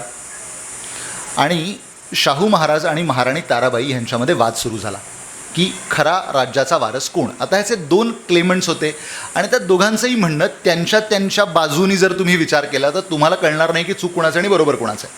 म्हणजे काय तर शाहू महाराजांचं त्यातलं म्हणणं काय होतं की बाबा माझे आजोबा त्यांचं हे राज्य बरोबर आहे, ते गेल्यानंतर त्यांचा मोठा मुलगा म्हणजे माझे वडील हे राजा झाले नियमाप्रमाणे. आता त्यांचा मृत्यू झाला तेव्हा मी नव्हतोच इथे, म्हणून माझ्या चुलत्यांनी हे राज्य सांभाळलं ना. मला कुठं अमान्य आहे? मी अमान्य करतच नाही आहे. माझ्या चुलत्यांनी केलेला पराक्रम त्याग हे मोठंच आहे, पण नियमाप्रमाणे आता तेही नाहीत. त्यामुळे या राज्याचा मोठ्या मुलाच्या मोठ्या मुलाचा मोठा मुलगा या न्यायाने आता राज्याचा वारस मी असायला पाहिजे, त्यामुळे हे राज्य माझं असायला पाहिजे. त्याच्यावर ताराबाईंचं आर्ग्युमेंट असं होतं की बरोबर आहे तुमचं, पण 25 वर्ष तुम्ही कुठं होता हे राज्य चालवायला? 25 वर्ष हे राज्य माझा नवरा, मी आणि माझा मुलगा यांनी चालवलं आहे. आता तुम्ही 25 वर्षांनी येणार आणि डायरेक्ट गादीवरती हक्क सांगणार, हे कसं चालायचं? असा तो राज्यकर्त्यातला वाद. हा सामोपचारांनी मिटला असता का? आता आमच्याकडे इतिहास अभ्यासकांमध्ये अशी खूप मोठी चर्चा आहे. त्या सामोपचारांनी मिटला असता का? आता 300 वर्षांनंतर त्याचं उत्तर तुम्ही कुठल्याही बाजूने देऊन त्याच्यावरती वाद घालू शकाल, कारण ती माणसं उत्तर द्यायला हयात नाहीत ज्यांच्यात तो वाद आहे. पण जर अभ्यासक म्हणून तुम्ही मला विचाराल तर त्याच्यावरचं माझं मत असं आहे की तो वाद कधीच मिटला नसता. अहो, साधा बाण सरकला ना तर तलाठ्याला बोलवून तलाठ्याला 4 वेळा फोन करतो आपण, करतो की नाही? 4 इंच बांध इकडे इकडे झाला तर मारामाऱ्या होतात आपल्याकडे. आपण कोणी राज्य सोडून दिलं आपलं अख्खं? कसं सोडणार? आणि दुसरी गोष्ट, नुसती खुर्ची रिकामी करायची नाही हो, की आज तलाठी साहेब होते, ते निवृत्त झाले, आपण गावातल्या लोकांनी त्यांचा सत्कार केला, वा तुम्ही छान काम केलं, दुसऱ्या दिवशी नवीन तलाठी साहेब खुर्चीवर बसले, असं नाही आहे. ते राज्य सोडायचं म्हणजे अधिकार सोडायचा नंबर 1, आणि नंबर 2 जो नवा राज्य करता येईल त्याच्या अधिकारात तो जसं ठेवेल तसं राहायचं. हे कोण मान्य करेल? हे कुणी मान्य करणार नाही. म्हणजे कुठलाही शहाणा माणूस हे कधीही मान्य करणार नाही. त्यामुळे तो संघर्ष सुरू झाला. या संघर्षाच्या वेळेला शाहू महाराजांच्या बाजूनी जी माणसं अगदी पहिल्या सुरुवातीपासून उभी राहिली त्या माणसांमधलं एक अत्यंत महत्त्वाचं नाव म्हणजे बाळाजी विश्वनाथ भट. आपण जी सगळी माणसं कोकणातली आहोत की नाही, आणि आज जी माणसं देशावर राहतो, म्हणजे मी सुद्धा त्याच्यात आलो, किंवा जी माणसं आज ज्यांनी परदेशामध्ये जाऊन आपल्या कर्तृत्वाचा झेंडा रोवलेला आहे, या सर्वांनी आयुष्यभर पिढ्यानपिढ्या बाळाजी विश्वनाथ भट या माणसाचं ऋणी असायला पाहिजे. का तुम्हाला माहिती आहे? बाळाजी विश्वनाथ हा कोकणातनं देशावरती जाऊन पूर्ण वेळ मेनस्ट्रीम राजकारणात गेलेला पहिला माणूस. बाळाजी विश्वनाथ भट हे आधी एक म्हणजे त्यांची देशमुखी होती, म्हणजे सिद्धीकडे ते देशमुख होते, आणि त्या सिद्धीला एक गंमत आहे, म्हणजे थोडी इकडची बॅकग्राऊंडही तुम्हाला सांगतो, तुम्हाला थोडंसं ते इंटरेस्टिंग वाटलं पाहिजे ऐकायला म्हणून. या सिद्धीला ना ज्योतिष बघायचा नाद होता बरं का. त्याने एकदा एका ज्योतिषाकडे आपला हात दाखवला आणि तो ज्योतिषी म्हणला, तुझा भट तुझं राज्य बुडवेल. आता तुझा भट म्हणजे त्याला म्हणायचं असेल की तुझ्या राज्यातला कोणीतरी ब्राह्मण. आता तो सिद्धी, त्याला तिथपर्यंत होती बुद्धी, तो काय करेल? तो म्हणला बाळाजी विश्वनाथ भट ताकदवान आहे, देशमुख आहे, बुडवेल आपल्याला. म्हणून ह्यांनी बाळाजी विश्वनाथाची देशमुखी जप्त केली आणि बाळाजी विश्वनाथाच्या भावाला एका गोणपाटात बांधून समुद्रात टाकून दिलं. ज्या भावाला समुद्रात टाकून दिलं ना, तो खरं तर बाळाजी विश्वनाथाचा भाऊ नव्हता, तो बाळाजी विश्वनाथाचा कारकून होता. पण जितपत बुद्धी आहे तितपतच काम कराल ना तुम्ही वेगळं नवीन काय करा. तर म्हणून बाळाजी विश्वनाथ, त्याचे भाऊ हे सगळे तिथनं बाहेर पडले आणि म्हणले चला आता आपल्याला काहीतरी रोजीरोटीचं साधन बघायला पाहिजे. म्हणून ते आधी धनाजी जाधवांकडे आले. धनाजी जाधवांनी ओळखलं की हा माणूस कर्तबगार आहे, देशमुखी सांभाळणारा. देशमुख हा छोटा माणूस नाही. तुम्हाला सांगू, देशमुख म्हणजे केवढा मोठा माणूस होता जुन्या काळामध्ये. आजचा आपला जिल्ह्याचा कलेक्टर जेवढा मोठा असतो ना, देशमुख हा तेवढा मोठा माणूस असे. आता कलेक्टर असणारा माणूस, त्याची योग्यता किती, IAS होऊन आलेला अधिकारी असतो, तो काही छोटा किरकोळ नॉन मॅट्रिक मनुष्य नव्हे. तर याची योग्यता मोठी आहे, ह्याला आपण काम दिलं पाहिजे. म्हणून त्यांनी त्याला आधी तेव्हाचा औरंगाबाद सुभा म्हणजे आजचा संभाजीनगर याचं त्यांना सुभेदार केलं, सरसुभेदार केलं, आणि त्याच्यानंतर पुणे प्रांताचं सरसुभेदार केलं.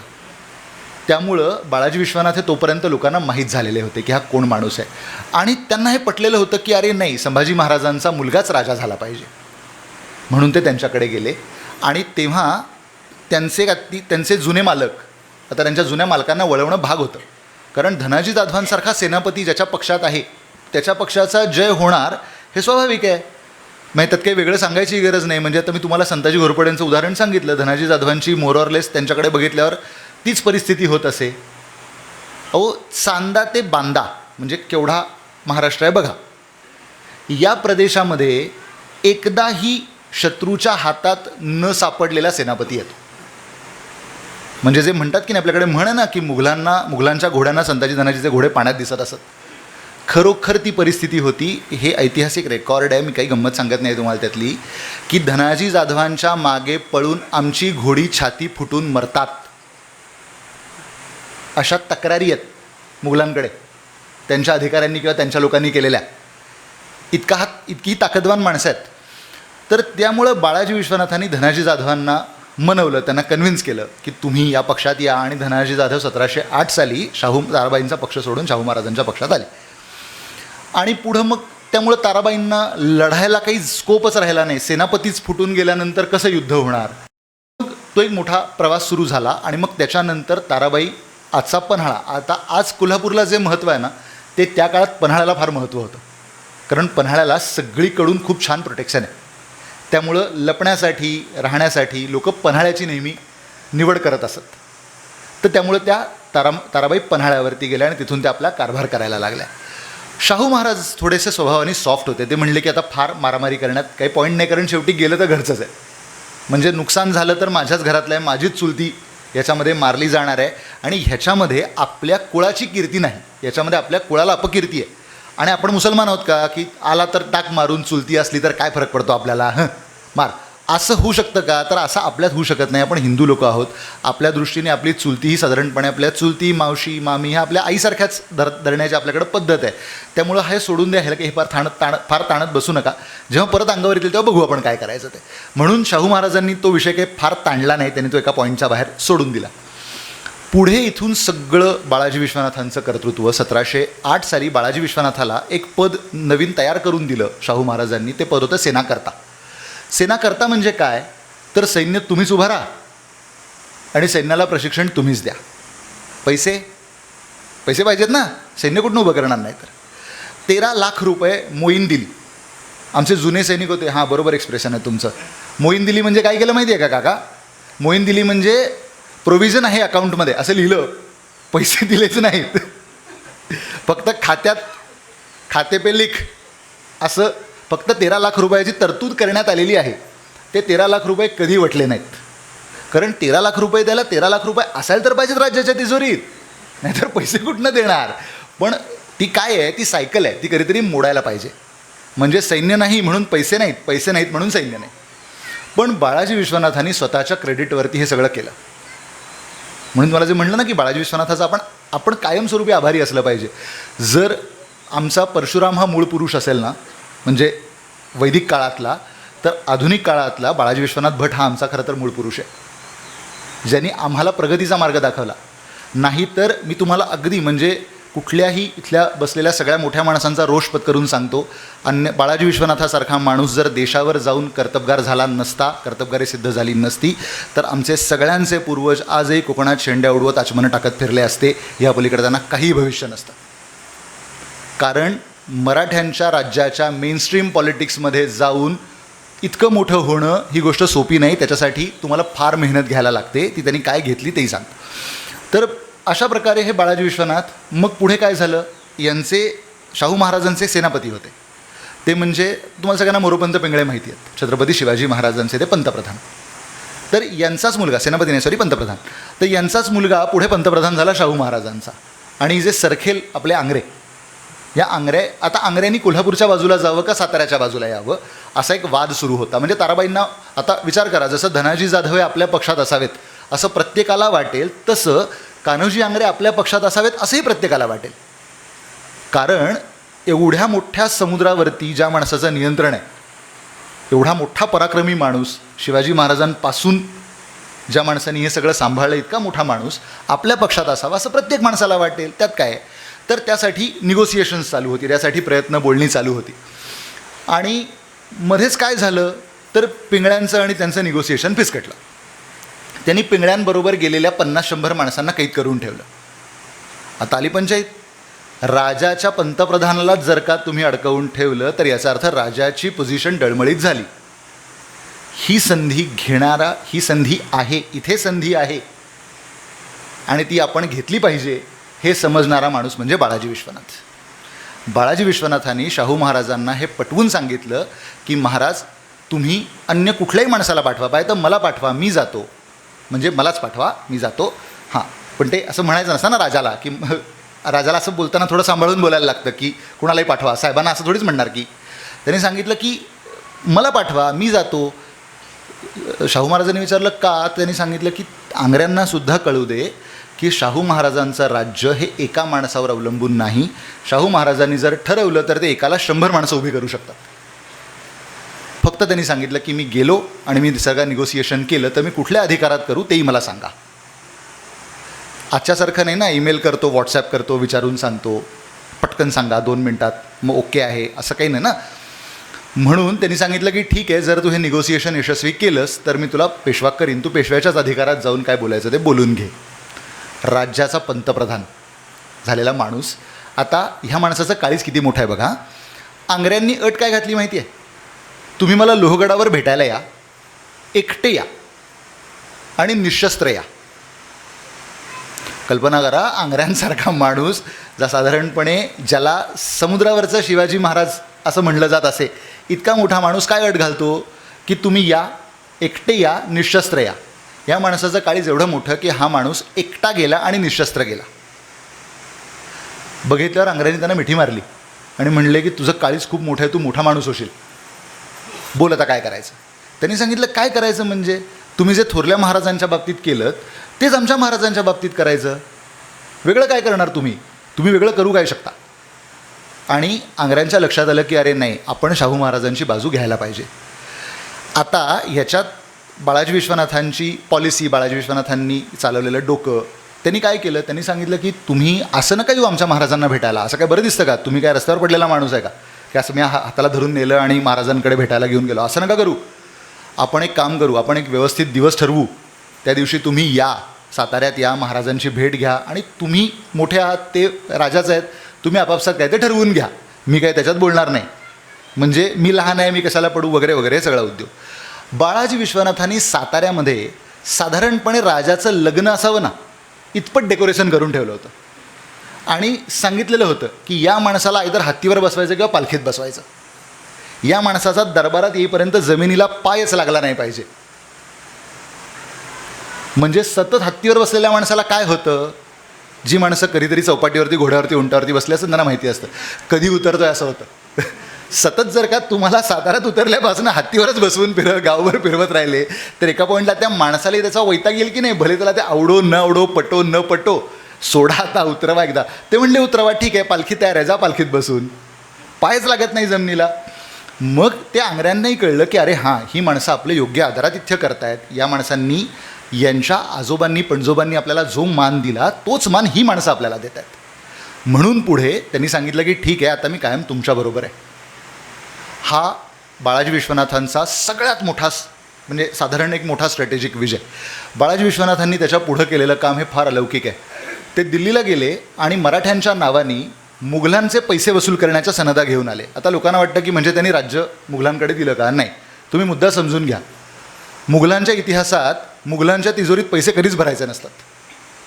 मुघलांचा एकही असा अधिकारी तुम्हाला सापडणार नाही ज्यांनी सांगितलेले पैसे तिजोरीत भरलेत किंवा त्यांनी तिजोरीत भरलेले पैसे आणि त्यांनी सांगितलेले पैसे याचा कधी मेळ बसतोय. आपलं राज्य वाढवायला आपल्याला पैसे हवेत ना, त्यांच्याच खिशातनं काढून घ्या. त्याचा सनदशीर मार्ग काय आहे? तर त्यांच्याकडनं त्यांचेच पैसे वसूल करण्याच्या सनदा घेऊन या. तेव्हा दिल्लीमध्ये सय्यद बंधूंचं राज्य होतं. मुघलांचा बादशाह कुणी असला तरी सय्यद बंधू हे त्याचे कारभारी असत. 1719 साली बाळाजी विश्वनाथांनी दिल्लीवर एक मोहीम काढली आणि एका मुसलमान वर्णन लिहिणाऱ्या माणसांनी गमतीशीर उद्योग करून ठेवला आहे. त्यांनी त्याचं वर्णन लिहिलं की प्रचंड मोठं युद्ध झालं, या मराठ्यांची अशी पळापळ झाली, अमुक झालं, तमुक झालं, ढमुक झालं. हे वर्णन ना जेव्हा मी वाचलं तेव्हा मला कळेच ना की असं कधी कुठं घडलेलं दिसत नाही आहे मला. म्हणजे अन्य सगळं समकालीन साहित्य जेव्हा मी वाचतो तेव्हा असं काही घडलं नाही आहे. बाळाजी विश्वनाथ सरळ गेले. दिल्लीत एक किरकोळ दंगल होते की नाही, किरकोळ दंगल, मग एक 5-50 माणसं त्यात मारली जातात वगैरे, इतपत किरकोळ काहीतरी घटना घडली. अशी हजारो माणसं मारली म्हणजे बाळाजी विश्वनाथ सैन्य किती घेऊन गेले होते? हजारो माणसं मारायला लाखांचं सैन्य घेऊन जायला पाहिजे, असं काही घडलेलं नाही आहे. तर तोच हुशार माणूस त्याच्या सगळ्यात शेवट तो चॅप्टर जिथे संपतो तिथे लिहितो, जर मी असं लिहिलं नसतं तर 600-700 वर्ष आम्ही जे हिंदुस्थानवर राज्य केलं असतं आमचं नाकच कापलं गेलं असतं. हे नाक कापलं जाऊ नये म्हणून मी हे वर्णन लिहिलं आहे.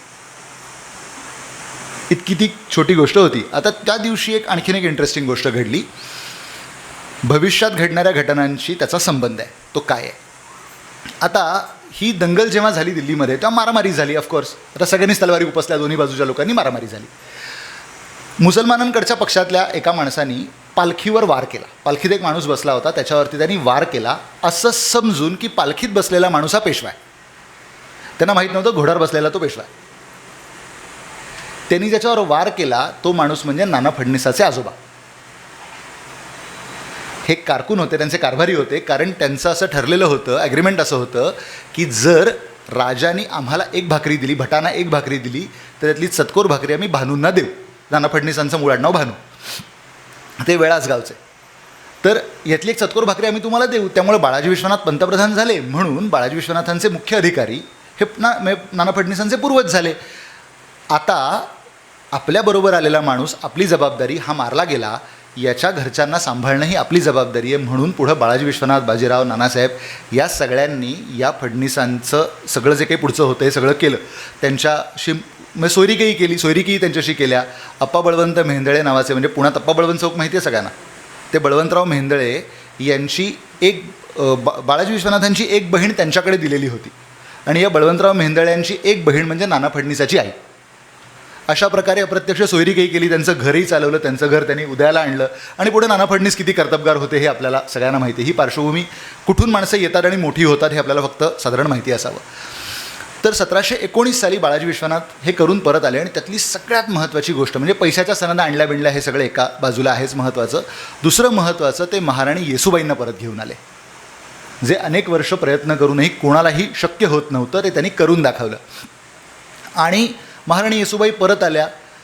माँसाहेब जिजाबाईंना जो आनंद, तोच महाराणी येसूबाईंना. काय? आपला मुलगा छत्रचामरधारी छत्रपती राजा झालेला आहे. याच्यापेक्षा एखाद्या आईला बघायला काय आनंद व्हायला पाहिजे? म्हणजे नरेंद्र मोदी पंतप्रधान झाल्यानंतर त्यांच्या मातोश्रींना जो आनंद झाला असेल की आपला मुलगा ह्या देशातला सर्वोच्च पदावरती बसलेला मनुष्य आहे, तोच तो आनंद आहे. ह्याच्यापेक्षा काही वेगळा आनंद असण्याचं काही कारण नाही. तर त्याच्यानंतर महाराणी येसूबाईंचे निधन झालं. बाळाजी विश्वनाथांचं सासवडला निधन झालं. त्याच्यानंतर त्यांचे चिरंजीव म्हणजे अजय पराक्रमी थोरले बाजीराव पेशवासाहेब हे मराठ्यांच्या राज्याचे प्रधान झाले. आणि पुढं त्यांनी जो काही स्वराज्याचा विस्तार करायचं धोरण जे आखलं, त्याला इतिहासात तोड नाही. म्हणजे मराठ्यांचा उत्तर दक्षिण सगळ्या बाजूंनी विस्तार व्हायला लागला. मराठ्यांचे विविध प्रदेशांशी संबंध यायला लागले. मराठ्यांनी पहिल्यांदाच नर्मदा ओलांडून आपलं परमनंट राज्य स्थापलं. म्हणजे काय? तर इंदोर नावाची काही जागा नव्हती बरं का कधी. इंदोर हे मल्हारराव होळकरांनी वसवलेलं शहर आहे. होळकरांना इंदोर दिलं, शिंद्यांना ग्वाल्हेर दिलं, गायकवाडांना गुजरात सांभाळायला दिलं, वगैरे वगैरे वगैरे. ही सगळी माणसं बाजीरावांनी नेमली. जर तुम्ही नकाशा डोळ्यासमोर आणला तर तुमच्या लक्षात येईल ह्याच्यामागचं विजन काय. एखाद दिवशी जर आपल्याला कधीतरी दिल्ली जिंकायची असेल तर दिल्लीपासून सगळ्यात जवळची जागा ग्वाल्हेर आहे. ग्वाल्हेरला आपलं एक परमनंट स्टेशन असायला पाहिजे, तिथे आपला एक परमनंट अधिकारी असायला पाहिजे, जिथे आपण सगळी रसद गोळा करू शकतो आणि आपण दिल्लीवरती हल्ला करू शकतो. हे त्याच्यामागचं विजन. आणि एकदा बाजीरावांनी तसं करूनही दाखवलेलं आहे. जेव्हा पैसे देण्याचा प्रसंग येत असे तेव्हा दरबारामध्ये मुघलांच्या कायम खळखळ चालत असे. हे मी सगळं छोटं छोटं करून सांगतो, नाही तर मी 20 वर्ष म्हणजे बाजीरावरच बोलायचं असेल तर बरेच दिवस बोलता येईल मला. पण just to cut the long story short, बाजीरावाच्या करिअरमधली क्राउनिंग ग्लोरी आहे ही. ती काय तर आता पालखेडला निजामाला मारलं किंवा ह्याच्यात निजामाला मारलं वगैरे वगैरे हे ठीक आहे. कारण एक माहिती आहे का, म्हणजे मराठ्यांच्या कागदपत्रांमध्ये निजामाचा उल्लेख काय माहिती आहे? ते सांगत असत की हा आमच्या परसातला भाजीपाला आहे, आम्हाला पाहिजे तेव्हा आम्ही काढून घेऊन त्याची भाजी करून खाऊ शकतो. इतका निजाम आमच्यासाठी चिल्लर आहे, आम्हाला त्याची काही किंमतही नाही आहे. पण शत्रू आला समोर तर त्याला ठोकावा लागतो, हा युद्धाचा नियम आहे. एकदा दिल्लीत अशी एक मोठी मिटिंग बसली बादशहाच्या अध्यक्षतेखाली की ह्यांना कशाला पैसे द्यायचे आहे मराठ्यांना सारखे सारखे, आम्ही काय कोण लागून गेले हे. तर त्याच्यामध्ये एक मवाळ गट आणि एक जहाल गट होता. तो मवाळ गट म्हणत होता की अरे आपण नाही लढू शकत बाबांनो त्यांच्याशी, तुम्ही देऊन टाका पैसे, नका विषय वाढवू. जहाल पक्षाचं असं म्हणणं होतं की ह्यांना पैसे पैसे द्यायची काही गरज नाही, आपण ह्यांना पैसे नाही द्यायचे, आले अंगावर तर बघू काय करायचं ते. आता हे बाजीरावाला कळलं. बाजीरावांनी काय केलं, मल्हारराव होळकरांच्याकडे एक 100-125 माणसं यांची एक तुकडी पाठवली आणि काय सांगितलं की अमुक ठिकाणी जाऊन उभा राहा आणि मुघलांचं सैन्य येताना दिसलं की मागे पळत ये. आपल्या एकाही माणसाला काही व्हायला नाही पाहिजे हे लक्षात ठेव. म्हणलं ठीक आहे. समोरून सैन्य येण्याची चाहूल लागली मुघलांचं. मल्हारराव होळकर परत आले. तिकडे जाऊन त्यांनी शिमगा, हे कसले मराठे, आमचं सैन्य आलेलं बघून सुद्धा ते पळून गेले आणि ह्यांना पैसे द्यायचे. हे चाललेलं असताना बाजीराव दुसऱ्या रस्त्याने लाखभर सैन्य घेऊन दिल्लीत शिरलेला होता आणि दिल्लीच्या किल्ल्याला वेढा घालून बसलेला होता. आता बाहेरची माणसं बाहेर आणि आतली माणसं आत. आणि बाजीरावांनी निरोप पाठवला की पैसे आणि प्राण ह्यातलं ज्याची किंमत कमी असेल ते द्या. इतका सोपा एका वाक्यातला संदेश आहे. तुम्हाला काय देणं कमी त्रासाचं आहे ते देऊन टाका, मोकळं करा मला, तुम्हाला त्रास नको, मला त्रास नको. त्यांनी गपचूप काढून पैसे दिले, कारण त्याचं जीवापेक्षा त्याचं मूल कमी. त्या दिवशी आपलं धावडशी आहे ना, धावडशीला ब्रह्मेंद्र स्वामी होते, ज्यांनी परशुरामाचं स्थान बांधलं, आपल्याला सगळ्यांना माहिती असेल. हे ब्रह्मेंद्र स्वामी हे पेशव्यांचे गुरु होते, सावकार होते, त्यांना पैसे देत असत वगैरे वगैरे वगैरे. तर या ब्रह्मेंद्र स्वामींची पत्र नावाचं एक कलेक्शन आहे. दब पारसनीस नावाचे एक मोठे संशोधक होऊन गेले आपल्याकडे, त्यांनी ते छापलेलं आहे. त्याच्यामध्ये त्या संग्रहामध्ये एक फार इंटरेस्टिंग पत्र आहे, पण ते प्रकाशित पत्र आहे. त्याचा मजकूर फार सुंदर आहे, तो तुम्हाला सांगतो. की बाजीरावांनी स्वामींना पत्र लिहिलं आहे आणि त्यात बाजीरावांनी काय लिहिलं आहे, जर मी आज ठरवलं असतं तर मी दिल्ली जाळली असती आणि मला थांबवायला कोणीही आलं नसतं, पण मी तसं केलं नाही. का? कारण तसं केलंच असतं तर राजकारणाचा धागा तुटला असता. म्हणजे काय, तर सोन्याचं अंड देणारी कोंबडी मारून खाऊ नये, हा त्यातला राजकारणाचा धागा आहे. एकदा तुम्ही आज दिल्ली लुटलीत की तुम्ही परमनंटली ब्लॅकलिस्ट झालात, मग तुमच्यावर कोणी विश्वास ठेवणार नाही. त्यापेक्षा असंच ह्यांच्या गळ्याला तलवार लावून गरज पडेल तर ह्यांच्याकडनं पैसे काढून घेणे हा शहाणपणाचा मार्ग आहे. हा त्यातला विषय. आता मध्येच एक येणारा लोकांच्या मनातला विषय की तू इतकं बोलतोस, म्हणजे माझ्यावर कायम आरोप, तू मस्तानीबद्दल कधी बोलत नाहीस. हां, म्हणजे आता इथं जे शिक्षक आहेत त्यांना हा मुद्दा कळेल की मूळ तपासायचं काय असतो, पेपर का सप्लिमेंट. प्रत्येक शिक्षकाने आपापलं विचाराने उत्तर द्या आणि सांगा. म्हणजे सप्लिमेंटवर जर का मार्क द्यायचे असतील तर करा बुवा नापास, काय हरकत नाही, म्हणजे काही त्याच्याबद्दल फार बोलण्यासारखं नाही. पण मुख्य पेपर, मुख्य आन्सरशीट बघून जर का मार्क द्यायचे असतील तर बघा म्हणजे काय आहे ते. बाजीरावाचं सगळं करिअर ही ती मुख्य आन्सरशीट आहे आणि मस्तानी ही त्यातली एक मागची 1 पानाची 2 पानाची पुरवणी आहे. त्या 1-2 पानाच्या पुरवणीवर तुम्ही बाजीरावाच्या 20 वर्षाच्या कारकिर्दीचं असेसमेंट करू शकत नाही आणि ते करूही नाही, तो त्याच्यावरती अन्याय आहे. झालं काय तुम्हाला सांगतो. छत्रसाल बुंदेला नावाचा बुंदेलखंडचा राजा होता आणि तो राजा होता. छत्रसाल बुंदेलाचं वैशिष्ट्य म्हणजे छत्रपती शिवाजी महाराज आणि थोरले बाजीराव या दोनही महापुरुषांना भेटलेला तो एकच माणूस आहे इतिहासातला. कारण असाच तो 14-15 वर्षाचा असताना तो देशोधडीला लागला, तो महाराष्ट्रात आला. महाराजांनी त्याला मदत केली, त्याला सांगितलं की तू राजा आहेस, तू माझ्याकडे काम करू नको, तू तुझं राज्य स्थापन कर, मी तुला मदत करीन. आणि मग त्याच्या उतारवयात जेव्हा तो अडकला आणि मोहम्मद खान बंगश आणि त्याचे चुलत भाऊ या सगळ्या लोकांनी ती सगळी कॉन्स्पिरसी करून त्याला बाहेर काढण्याचा प्रयत्न केला, तेव्हा फार इंटरेस्टिंग गोष्ट आहे की छत्रसाल बुंदेल्यांनी बाजीरावाकडे मदत मागितली, इथपर्यंत ठीक आहे. चला, म्हणजे त्यांनी शाहू महाराजांकडे मदत मागितली असं आपण धरूया. शाहू महाराजांचा मुख्य प्रधान पेशवा म्हणून बाजीरावांनी त्यांना मदत केली, हेही आपण वादासाठी मान्य करूया. तुम्हाला माहिती आहे का हो, छत्रसाल बुंदेल्यांनी बाजीराव पेशव्याला शपथ कोणाची घातली आहे? कुणाची घातली असेल, म्हणजे शिवाजी महाराजांची घातली असती तरी त्याला आपण समजलो असतो की बाबा तेच मुख्य आहेत राज्याचे मालक. त्यांनी त्याला परशुरामाची शपथ घातली आहे. आणि छत्रसाल बुंदेला आपल्या पत्रात असं लिहितो की ज्याप्रमाणे भगवान परशुरामांनी, आज भगवान परशुरामांची जयंती आहे, त्यांचंही त्या निमित्ताने आपण स्मरण करू, उन्मत्त झालेल्या क्षत्रियांचं निर्दालन करून ही अवनी साफ केली. मला तू आज तसाच दिसतो आहेस. माझ्यावर आलेलं संकट वारायला जर परशुराम असता तर तो जसा आला असता तसा तू माझ्या मदतीला ये. परशुरामाची शपथ घालून त्यांनी बाजीरावाला बोलवून घेतलं. पुढं बाजीराव गेला, बाजीरावाने त्याला त्यातनं मोकळं केलं, त्यांनी त्याला पुन्हा राजा केलं. याच्या बदल्यात बक्षीस म्हणून छत्रसाल बुंदेल्यांनी त्याला 33 लाख रुपये जहागिरीचा मुलूक बक्षीस म्हणून दिला. आता 33 लाख रुपये उत्पन्न येणारी जहागीर बक्षीस म्हणून जेव्हा छत्रसाल बुंदेल्यांनी बाजीरावाला दिली तेव्हा सोनं 15 रुपयाला 12 ग्रॅम होतं. काही हिशोब करा. आणि आजसुद्धा 33 लाख रुपये मोठे आहेत हो सामान्य माणसाला. कोण देते कोणाला 33 लाख रुपये काढून? चहा नाही पाजत कोणी कोणाला फुकट काम नसलं तर. 33 लाख रुपये उत्पन्नाचा मुलूख ज्या माणसाने दिला त्याची ही अट त्याला मान्य करणं भाग पडलं. आणि मस्तानी हे लोढणं म्हणून त्याच्या गळ्यात पडून आलं महाराष्ट्रात. बरं, त्याच्यात कुणाचं काही नुकसान झालं तर कुणाचंच काही नुकसान झालं का? तर प्रॅक्टिकली काही नुकसान झालं नाही. मस्तानीच्या नादाला लागून बाजीरावांनी राज्यकारभाराकडे दुर्लक्ष केलं का? तर अजिबात नाही. असं काहीही घडलं नाही. आपल्याकडे काय आहे, लोकांना ना गॉसिप नावाची एक गोष्ट असते ती फार प्रिय असते.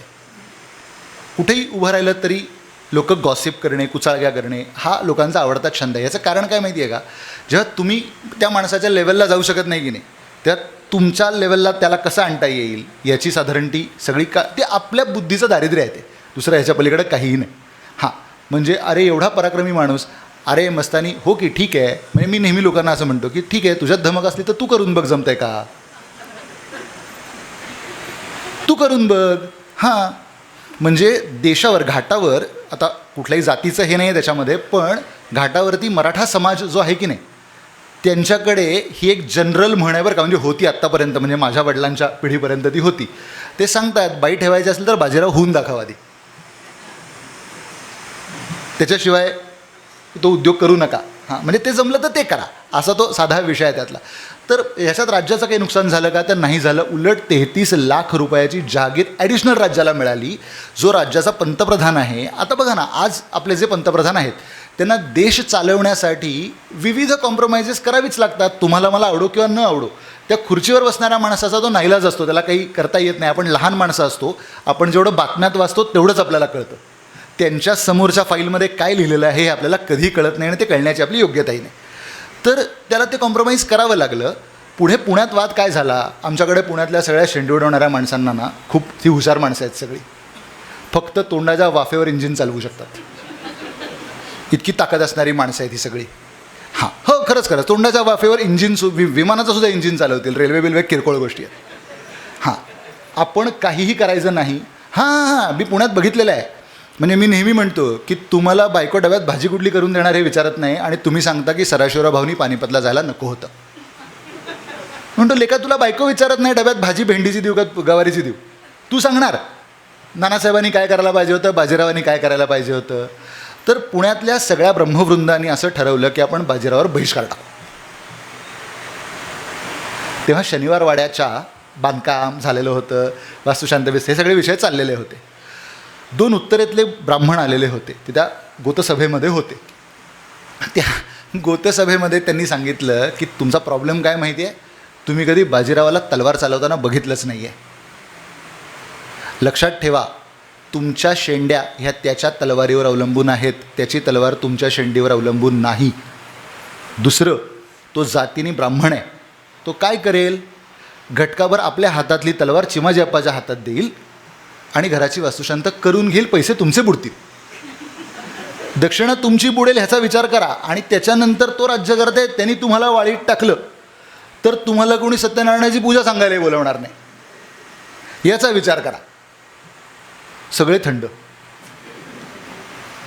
साधा विषय. आता त्यातला दुसरा पार्ट काय तो तुम्हाला सांगतो. आता हा समाजाचा पार्ट झाला. कुटुंबाच्या आत थोडंसं ग्रज होता, तो काय होता तुम्हाला सांगतो. बाजीरावाचं एकंदर जे सगळं वागणं होतं ना, ते शिपाई, सैनिक, सेनापती ह्याला शोभेल असं जास्त होतं. याचं कारण तो वयाच्या 4-5व्या वर्षापासून आपल्या वडिलांबरोबर कायम बाहेरच सैन्यातच राहिलेला होता. त्यामुळे त्याचं सगळं वळण हे शिपायासारखं होतं. वागणं, बोलणं, राहणं सगळं तसंच होतं. आता ज्या काळामध्ये जातीच्या भिंती थोड्याशा अधिक रिजिड होत्या, त्या काळामध्ये सर्व समाजातल्या माणसांबरोबर जेवायला बसणं, ह्याच्या ताटात जाऊन जेव, त्याच्या ताटात जाऊन जेव, हे काही तसं फार घरातल्यांना रुचणारं नव्हतं. दुसरी अडचण अशी होती की मस्तानीच्या या विषयामध्ये प्रॉब्लेम असा होता की शाहू महाराजांचे कान भरणारी अनेक मंडळी होती. प्रॉब्लेम काय आहे की आत्ता कुठे हे सगळं मिळालं आहे, स्थिरस्थावर झालं आहे, शाहू महाराजांकडे कोणी कंप्लेंट केली आणि असं सांगितलं की यांना काढून टाका पेशवे पदावरनं, तर परत काय करायचं, ही त्यांच्या आईची अडचण होती. आणि ती बरोबर होती की म्हणजे शेवटी एक लक्षात घ्या की आपला मुलगा चांगला वागावा असं आपल्या आईलाच मुळात वाटेल, शेजारपाजारच्या लोकांना तसं वाटण्याचं काही कारण नाही. आणि चिमाजी अप्पाची ही अडचण होती किंवा तक्रार होती असं म्हणा तुम्ही, की अरे आपला भाऊ एवढा मोठा पराक्रमी आहे, तर त्याचा अशा छोट्या गोष्टींनी त्याचं नाव खराब होऊ नये. आता हे ठीक आहे, आता हे कुटुंबात असं असतं, पण ठीक आहे, ते चालतं. पण एवढ्या सगळ्यात बाजीरावांनी अट्टाहासानी मस्तानीला शनिवार वाड्यात आणून ठेवलं. तो म्हटला, मी नाही ऐकत कोणाचं, जा ज्याला काय करायचं ते करा. आणि त्याला तसं थांबवणारही कोणी नव्हतं. पण लोकांनी पुढं तो सगळा रोष मावळला, कारण 1739 साली जी पोर्तुगीजांविरुद्ध चिमाजी अप्पांनी मोहीम केली, त्याच्या आधी चिमाजी अप्पाला एक प्रचंड मोठा अस्थमाचा अटॅक आला होता. म्हणजे तो जाईल का राहील इतका तो प्रचंड मोठा अस्थमाचा अटॅक होता. त्यावेळची बाजीराव आणि राधाबाई यांच्यामधला जो पत्रव्यवहार आहे ना, हा अत्यंत सुंदर आहे, अत्यंत सुंदर. म्हणजे आपण ज्या काही मालिका बघतो ना, त्या सगळ्या लेखकांनी कधीतरी हे वाचावं. त्यांना कळेल की आई आणि मुलामधला संवाद कसा लिहितात. तो आपल्या आईला सांगतोय किंवा आपल्या भावाला सांगतोय की हे बिरतुगीज चिल्लर लोक आहेत. म्हणजे त्या पत्रातला शब्द मच्छर असा आहे, हे मच्छर आहेत, आपण ह्यांना कधीही ठोकून काढू शकतो, तू बरा हो. हे किरकोळ आहेत, सोड, एकदा फक्त माझा माळव्यातनं पाय निघू दे, मी ठोकून काढीन या सगळ्यांना, तू बरा हो. तू काहीतरी वेडेपणा करून आपल्या जीवाचं बरं वाईट करून मोहीम काढू नको. पण ते खूप प्रेशरवरनं यायला लागलं, कारण पोर्तुगीजांनी केलेले हिंदूंवरती अनन्वित अत्याचार आणि धर्मांतरणं. त्यामुळे तिथले लोक सातत्याने येऊन शाहू महाराजांकडे तक्रार करायला लागले की महाराज, तुमच्या राज्यात आम्ही आहोत आणि आम्हाला हा त्रास होतोय वगैरे वगैरे वगैरे. तर हे घडल्यानंतर काय झालं, तर चिमाजी अप्पाला मोहीम काढायला लागली. चिमाजी अप्पांनी मोहीम काढली. त्याच्या आधी एकदा बाजीराव त्यांना ठोकून आलेला होता बरं का. तेव्हा त्यांनी माघार घेतलेली होती आणि त्या पोर्चुगीज व्हाईसरॉयनी आपल्या राजाला जे पत्र लिहिले, त्या पत्रात त्यांनी फार छान ओळ लिहिली आहे की पंडितची वैर म्हणजे हिंदुस्तानची वैर. पंडित म्हणजे बाजीरावाशी वैर म्हणजे हिंदुस्तानची वैर, ते काही मी घेणार नाही, म्हणून मी माघार करून तह केला आणि मोकळा झालो. पुढच्या वेळेला 1739 साली चिमाजी अप्पांनी सगळ्यांना ठोकून काढले. सगळे पोर्तुगीज पळून गोव्याला गेले. वसईचा किल्ला त्यांनी सोडून दिला, वसई बिसई या सगळा प्रदेश त्यांनी सोडून दिला आणि ते गोव्याला जाऊन राहिले. चिमाजी अप्पांनी काय केलं माहिती आहे, एक अत्यंत मेमोरेबल सुंदर गोष्ट चिमाजी अप्पांनी त्याच्यानंतर केली. या सगळ्या पोर्तुगीज घंटा होत्या की नाही, या सगळ्या हिंदूंच्या देवळात आणून लावून टाकल्या. महेश तेंडुलकर नावाचे एक मोठे संशोधक आहेत, त्यांचं हिंदू मंदिरातील पोर्तुगीज घंटा अशा नावाचं पुस्तकच आहे. त्या 40-50 घंटा आहेत. त्या सगळ्या पोर्तुगीज बेल्स आहेत, त्याच्यावरती पोर्तुगीज भाषेमध्ये लिहिलेला मजकूर आहे आणि त्या आपल्या हिंदूंच्या देवळात आहेत. म्हणजे अगदी तुम्हाला प्रॉमिनंट सांगायचं झालं तर भीमाशंकरला गेलात तर ती घंटा आहे. थेऊरला जर कधी गेलात पुण्याच्या जवळ, तर थेऊरच्या मंदिरात ती घंटा आहे. कोल्हापूरचं जे अंबाबाईचं मंदिर आहे, त्या मंदिराच्या वर ती घंटा होती. आता ती म्युझियममध्ये ठेवली, कारण ती रेग्युलरली वाजवली जाते, त्यामुळे ती वेअर अँड टेअर होतं म्हणून ती काढून ठेवलेली आहे. मी रिसेंटली अंबाजोगाईला गेलो होतो, म्हणजे 2 वर्षापूर्वी. अंबाजोगाईच्या मंदिरात तिथल्या लोकांनाच माहीत नव्हतं की घंटा कुठून आलेली आहे. हां, आणि ती नॉर्मल आकाराची भारतीय बनावटीची ती घंटा नाही आहे, म्हणून मी बघायला लागलो तर लोकांना कळेना एका पॉईंटला. म्हणजे आई बसले, माझ्या आईला माहिती, आईच्या समोरच घडलं ते सगळं, की हा माणूस काय करतोय वेडार का, हा इथून चढून बघ, तिथून चढून बघ. मी त्याच्यावरचं इन्स्क्रिप्शन वाचायचा प्रयत्न करत होतो. मी त्याचे फोटो काढले आणि मग मी तिथल्या देवस्थानवाल्यांना विचारलं की तुम्हाला माहिती आहे का ही घंटा तुमच्याकडे कुठून आली. ते म्हणले नाही बुवा माहिती. म्हणलं ही आमची परिस्थिती आहे. एवढ्या मोठ्या पराक्रमी माणसांनी तुम्हाला एक वस्तू पाठवली आहे, तुम्हाला हिशोबच नाही त्या गोष्टीचा काही. असो, तर 1740 साली रावेरखेडीला थोरल्या बाजीरावांचं निधन झालं. तिथे तुम्ही कधी रावेरखेडीला गेला नसाल तर जरूर जा बरं का. जे गेलेत त्यांचा काही प्रश्न आहे, जे नसतील गेले ना, मध्य प्रदेशात सनावत नावाचा तालुका आहे, तिथे रावेरखेडी अगदी नर्मदेच्या किनाऱ्यावरती आहे. ते शिंद्यांनी पुढं ती जी समाधी आहे ती व्यवस्थित नीट करून खूप वरती घेऊन ती नीट बांधली आणि त्याला प्रॉपर एक सरायासारखं, धर्मशाळेसारखं त्याला एक स्वरूप दिलेलं आहे. अतिशय सुंदर आहे. तुम्ही जर तिथे गेलात ना, तर तुम्ही थोडे सेन्सिटिव्ह असाल ना, तर तुम्हाला ऐकू येतं. हां, 1,00,000 माणसांचा सेनापती मेल्यानंतर काय होतं. 1,00,000 माणसांचा सेनापती येतो ज्या दिवशी त्याचा मृत्यू झाला आहे. तुम्हाला 1,00,000 माणसं साधारण अंदाजाने दिसायला लागतात. तुम्ही बघा, 500-600 माणसं म्हटली तर केवढी होतात आणि 1,00,000 म्हटली तर ती केवढी होतील, ती दिसणारच नाहीत तुम्हाला. याच्यानंतर खरं तर चिमाजी अप्पांचा पेशवा होण्यासाठी क्लेम होता, पण चिमाजी अप्पांनी सांगितलं की नाही, नियम आहे तो नियम आहे. माझ्या भावाचा मोठा मुलगा पेशवा होईल, मी त्याच्या मागे उभा आहे. आणि तुम्हाला सांगू, ही माणसं किती कर्तबगार आहेत. 15व्या-16व्या वर्षी, म्हणजे याच्या पोर्तुगीजांच्या मोहिमेतली एक गमतीशीर गोष्ट सांगतो, कारण त्याचा पुढच्या इतिहासाशी संबंध आहे. पोर्तुगीजांना जेव्हा चिमाजी अप्पांनी ठोकायला सुरुवात केली, तेव्हा नानासाहेब वयाच्या 16, 17, 18व्या वर्षी शाहू महाराजांच्या दरबारात पेशव्यांचे प्रतिनिधी म्हणून बसत असत. आता शाहू महाराजांकडे कंप्लेंट गेल्यानंतर त्यांनी शाहू महाराजांना काही महागडी घड्याळं, महागड्या गोष्टी त्यांनी त्यांना भेट दिल्या. तर शाहू महाराज म्हणले ठीक आहे तह करा, पण म्हणले ते काय माझ्या अधिकारात नाही, आमच्या पेशव्यांची ती मोहीम आहे, आमच्या पेशव्यांचा हा प्रतिनिधी आहे, तुम्ही ह्याच्याशी बोला. ह्याला बाजीराव आणि आप्पांनी दम देऊन ठेवलेला होता की जोपर्यंत मी सांगत नाही तोपर्यंत ह्यांच्याशी काही बोलायचं नाही. म्हणलं ठीक आहे बाबा, माझं काय आहे, मी नाही बोलणार. वय वर्ष ह्या माणसाचं 17-18 आहे. हां, त्याच्यानंतर पोर्तुगीज लोकांचा एक दुभाषा होता, यांनी शाहू महाराजांकडे तक्रार केल्याचं पत्र आहे. त्याच्यात तो असं लिहितो की आपल्या मुख्य प्रधानांचे प्रतिनिधी भेटीस वेळ देत नाहीत, आगंतुकपणे गेल्यास आम्हाला त्यांच्या चाकरांकरवी हाडतूड केली जाते. एकदा सगळा पोर्तुगीजांचा कार्यक्रम संपल्यावर चिमाजी अप्पांनी त्याला सिग्नल दिला की आता बोल. मग नानासाहेबांनी सांगितलं की उद्या या भेटायला. आता सगळं लुटून नेल्यावर उद्या भेटायला येऊन काय बोलायचं तुमच्याशी? 17-18 वर्षाच्या माणसाला किती बुद्धी असू शकते बघा. बाजीराव गेल्यानंतर बाजीरावांचा 10वा-13वा ओंकारेश्वरावरती पुण्यात झाला. त्याच्यानंतर नाना घरीसुद्धा गेलेला नाही. हां, तो चिमाजी अप्पाबरोबर तिकडनंच कोकणात मोहिमेला गेला, तामिळीतनं खाली उतरून. पुढची ही सगळी जी वर्ष आहेत ना, ही मराठ्यांच्या उत्कर्षाची, मराठ्यांचा साम्राज्य होण्याची वर्ष आहेत. 1720 सालापासून 1760 सालापर्यंतच्या 40 वर्षात मराठ्यांनी पराभव असा शब्दच ऐकलेला नाही. मराठे जिथे जातील तिथे त्यांचा डंका वाजतोय. म्हणजे तुम्ही कुठेही जा, मराठ्यांचंच नाव लोकांना ऐकू येतं आहे. मराठे आले, नको पैसे द्या. पण तुम्हाला एक सगळ्यात महत्त्वाची गोष्ट सांगतो, हे राज्य जर मुसलमान करत असते की नाही, तर मुसलमानांच्या प्रत्येक सरदाराने आपला एक जनानखाना उघडला असता. पेशव्यांच्या सैन्यातला पेशवा असो, त्याची हुजुरात चालवणारा असो, त्याचा सरदार असो किंवा त्याचा कुणी असो, यांच्यापैकी एकाही माणसाने असा कधी गैरव्यवहार केलेला नाही. चारित्र्य सांभाळा हे राज्याच्या मालकांचं ब्रीदवाक्य आहे, म्हणजे छत्रपती शिवाजी महाराजांचं. राज्य हे राज्यकर्त्याच्या आणि त्याच्या अधिकाऱ्यांच्या चारित्र्यावर ओळखलं जातं. बाकी जय पराजय हे तात्कालिक असतात, ते छोटे मोठे असतात, ते येत जात राहतात, पैसे येत जात राहतात. चारित्र्य ही अशी गोष्ट आहे ज्याच्यावरती एकदा डाग लागला तर तो परत पुसता येणार नाही. त्यामुळे ह्यांनी लोकांना लुटलं का? तर हो, लुटलं. शत्रूच्या प्रदेशात जाऊन काय करतील? शत्रूंनी पैसे सरळ मार्गाने नाही दिले तर ठीक आहे, पण स्पष्ट आदेशाचं पालन आहे. स्पष्ट आदेश दिलेला आहे, स्पष्ट आदेशाचं पालन केलेलं आहे. कुठल्याही घरातल्या महिलेकडे, स्त्रीकडे डोळे वर करून बघायचं नाही. आपलं भांडण ज्यांच्याशी आहे त्यांच्याशी भांडा. त्याचा पुढे एक फार महत्त्वाचा प्रसंग येणार आहे, तो सांगतो. पुढे या नानासाहेबांच्या कारकिर्दीमध्ये एक फार मोठा मराठ्यांच्या राज्याला एक हे येतो, काय म्हणू आपण त्याला, एक बॅकलॅश येतो. ते म्हणजे पानिपतचं तिसरं युद्ध. पानिपतच्या तिसऱ्या युद्धामध्ये मराठ्यांचा मोठा पराभव होतो. आता पानिपतच्या जागेचं, गावाचं असं वैशिष्ट्य आहे की ते नेहमी शत्रूला साथ देणारंच मैदान आहे. पानिपतचं पहिलं युद्ध बाबर आणि लोधीमध्ये झालं. त्याच्यामध्ये बाबर जिंकला आहे. तेव्हा लोधी इथला राज्यकर्ता होता, म्हणजे मुसलमानांच्या बाजूनी बोलत नाही, लोधी इथला तेव्हाचा राज्यकर्ता होता आणि बाबर तेव्हाचा आक्रमणकारी होता. बाबर जिंकला. दुसरं हेमू आणि अकबराच्यात झालं, तेव्हा हेमू राज्यकर्ता होता. अकबर हा, म्हणजे बाबर जर का आक्रमणकारी असेल तर अकबर कोण आहे? अकबरही आक्रमणकारीच आहे. तो काही माझ्या दृष्टीने काही फार त्याच्यापेक्षा वेगळा नाही आहे.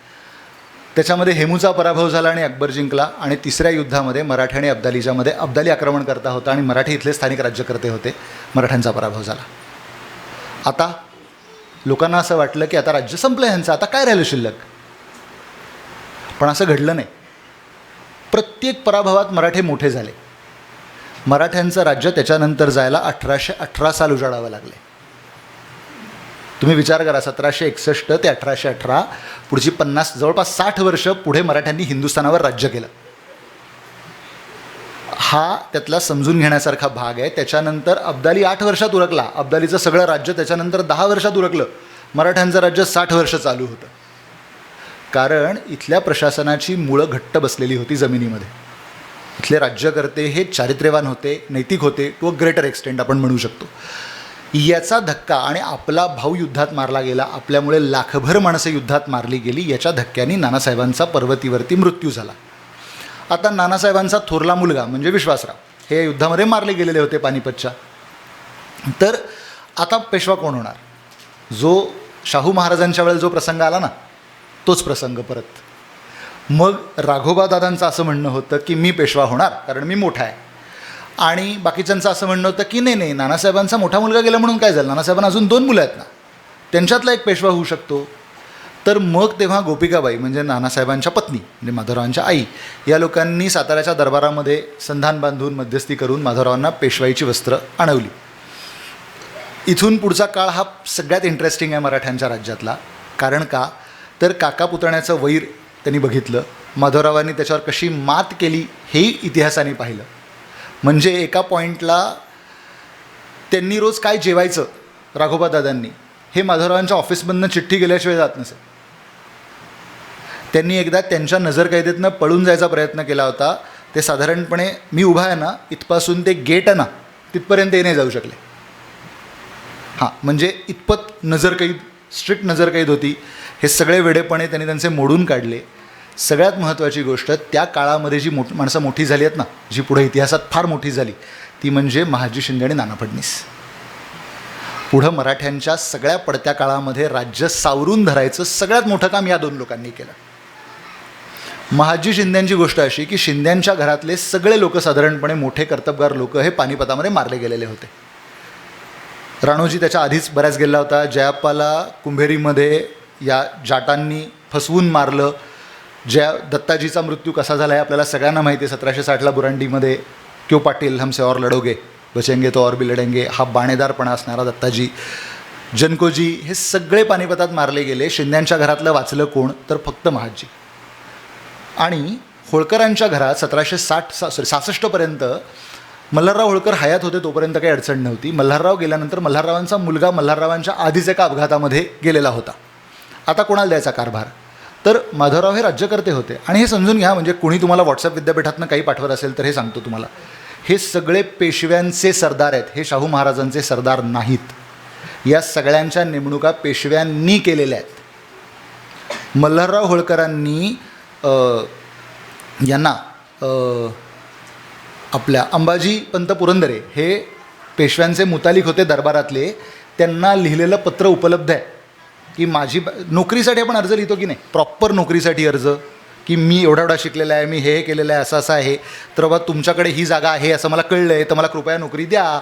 अशा प्रकारचा अंबाजी पुरंदऱ्यांकडे केलेला अर्ज आहे मल्हारराव होळकरांनी. पुढं मल्हारराव होळकर त्यांच्या कर्तृत्वाने मोठे झाले हा भाग वेगळा झाला. पण माणसं कधीतरी छोटी असतात, त्यांना संधी दिली तर ती कधीतरी मोठी होतात. त्यामुळे हे सगळे पेशव्यांचे सरदार आहेत. त्यामुळं हा सगळा सरंजाम कुणाला द्यायचा तर शिंद्यांचा सरंजाम महाजींना देऊन टाका आणि होळकरांचा सरंजाम हा अहिल्याबाईंना द्या. आज वुमन एम्पॉवरमेंटबद्दल बोलतो आहे आम्ही, आज 21व्या शतकात. हे या माणसांनी 17व्या-18व्या शतकात करून ठेवलं आहे. आणि तेव्हा माधवरावांचं वय किती होतं माहिती आहे का? 18, 19. 16व्या वर्षी तर ते मराठ्यांच्या राज्याचे पंतप्रधान झाले. 16व्या वर्षी मला सायन्स घ्यायचं का कॉमर्स माझं ठरलेलं नव्हतं. ह्या माणसावरती अख्ख्या देशाचं राजकारण सांभाळायची जबाबदारी आलेली होती. आणि अत्यंत वाईट परिस्थितीत राज्यावर 1.25 कोटी रुपये कर्ज आहे. सोन्याचा दर मी तुम्हाला मगाशी सांगितला, परत सांगत नाही. तुम्ही त्या प्रपोर्शनमध्ये गणित करून बघा ते किती होतात. आणि माधवरावांनी एक अत्यंत इंटरेस्टिंग गोष्ट आपल्या राज्यात केली, ज्याच्याबद्दल आपण आज बोलतो. जी माणसं कॉर्पोरेट्समध्ये काम करतात त्यांना हा परवलीचा शब्द आहे, कॉस्ट कटिंग. कॉस्ट कटिंग हा शब्द ऐकला असेल तुम्ही सगळ्यांनी. तर कॉस्ट कटिंग केलं म्हणजे काय माहिती आहे का? माधवरावांनी आपल्या आयुष्यात कधी रंगीत कपडे घातले नाहीत.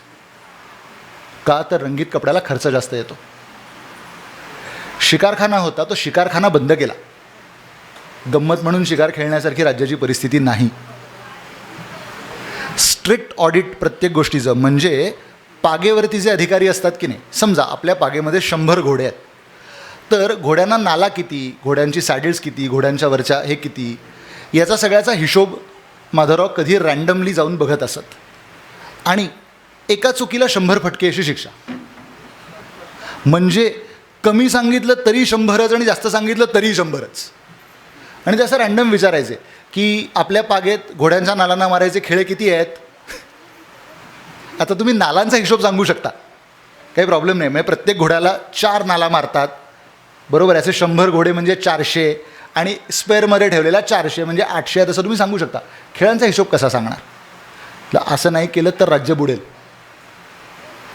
याच्या संदर्भातलं हरिपंत तात्या फडक्यांचं एक फार इंटरेस्टिंग कॉन्व्हर्सेशन आहे.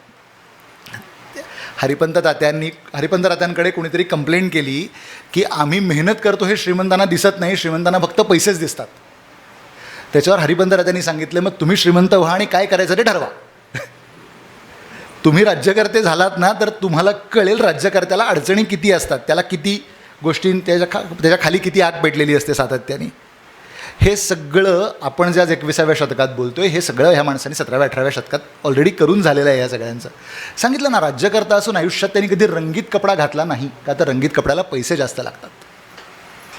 तुम्हाला माहिती आहे त्या काळात आपण पेशवाई म्हणजे श्रीमंतीचं प्रतीक वगैरे म्हणतो की नाही, पेशव्यांकडच्या ज्या जरीच्या साड्या वगैरे किंवा वस्त्र जी असतात की नाही, ती प्रॉपर म्हणजे आजच्या भाषेत आपण ज्याला रफू म्हणतो की नाही, ते रफू करायला जात असत. पैसे वाचवण्यासाठी ज्या काळात राज्यात पैसे नव्हते त्या काळात घरातल्या बायकांनीसुद्धा साड्या रफू करून वापरायच्या आहेत. आणि मी काय माझ्या मनातलं सांगत नाही आहे, मी तुम्हाला खरं सांगतो, कधीतरी दाखवीन माझ्याकडे, म्हणजे आता मी काही लॅपटॉप कॅरी नाही करत आहे, पण दाखवीन कोणाला ज्याला इंटरेस्ट असेल त्याला, की रफूला आणि डाय करायला गेलेल्या जरीच्या साड्यांचा हिशोब लिहिल्याचे कागद आहेत. पैसे नाही आहेत काय करायचं, खाजगीतला खर्च कुठून चालवायचा, राज्याचाच खर्च नाही चालत तर.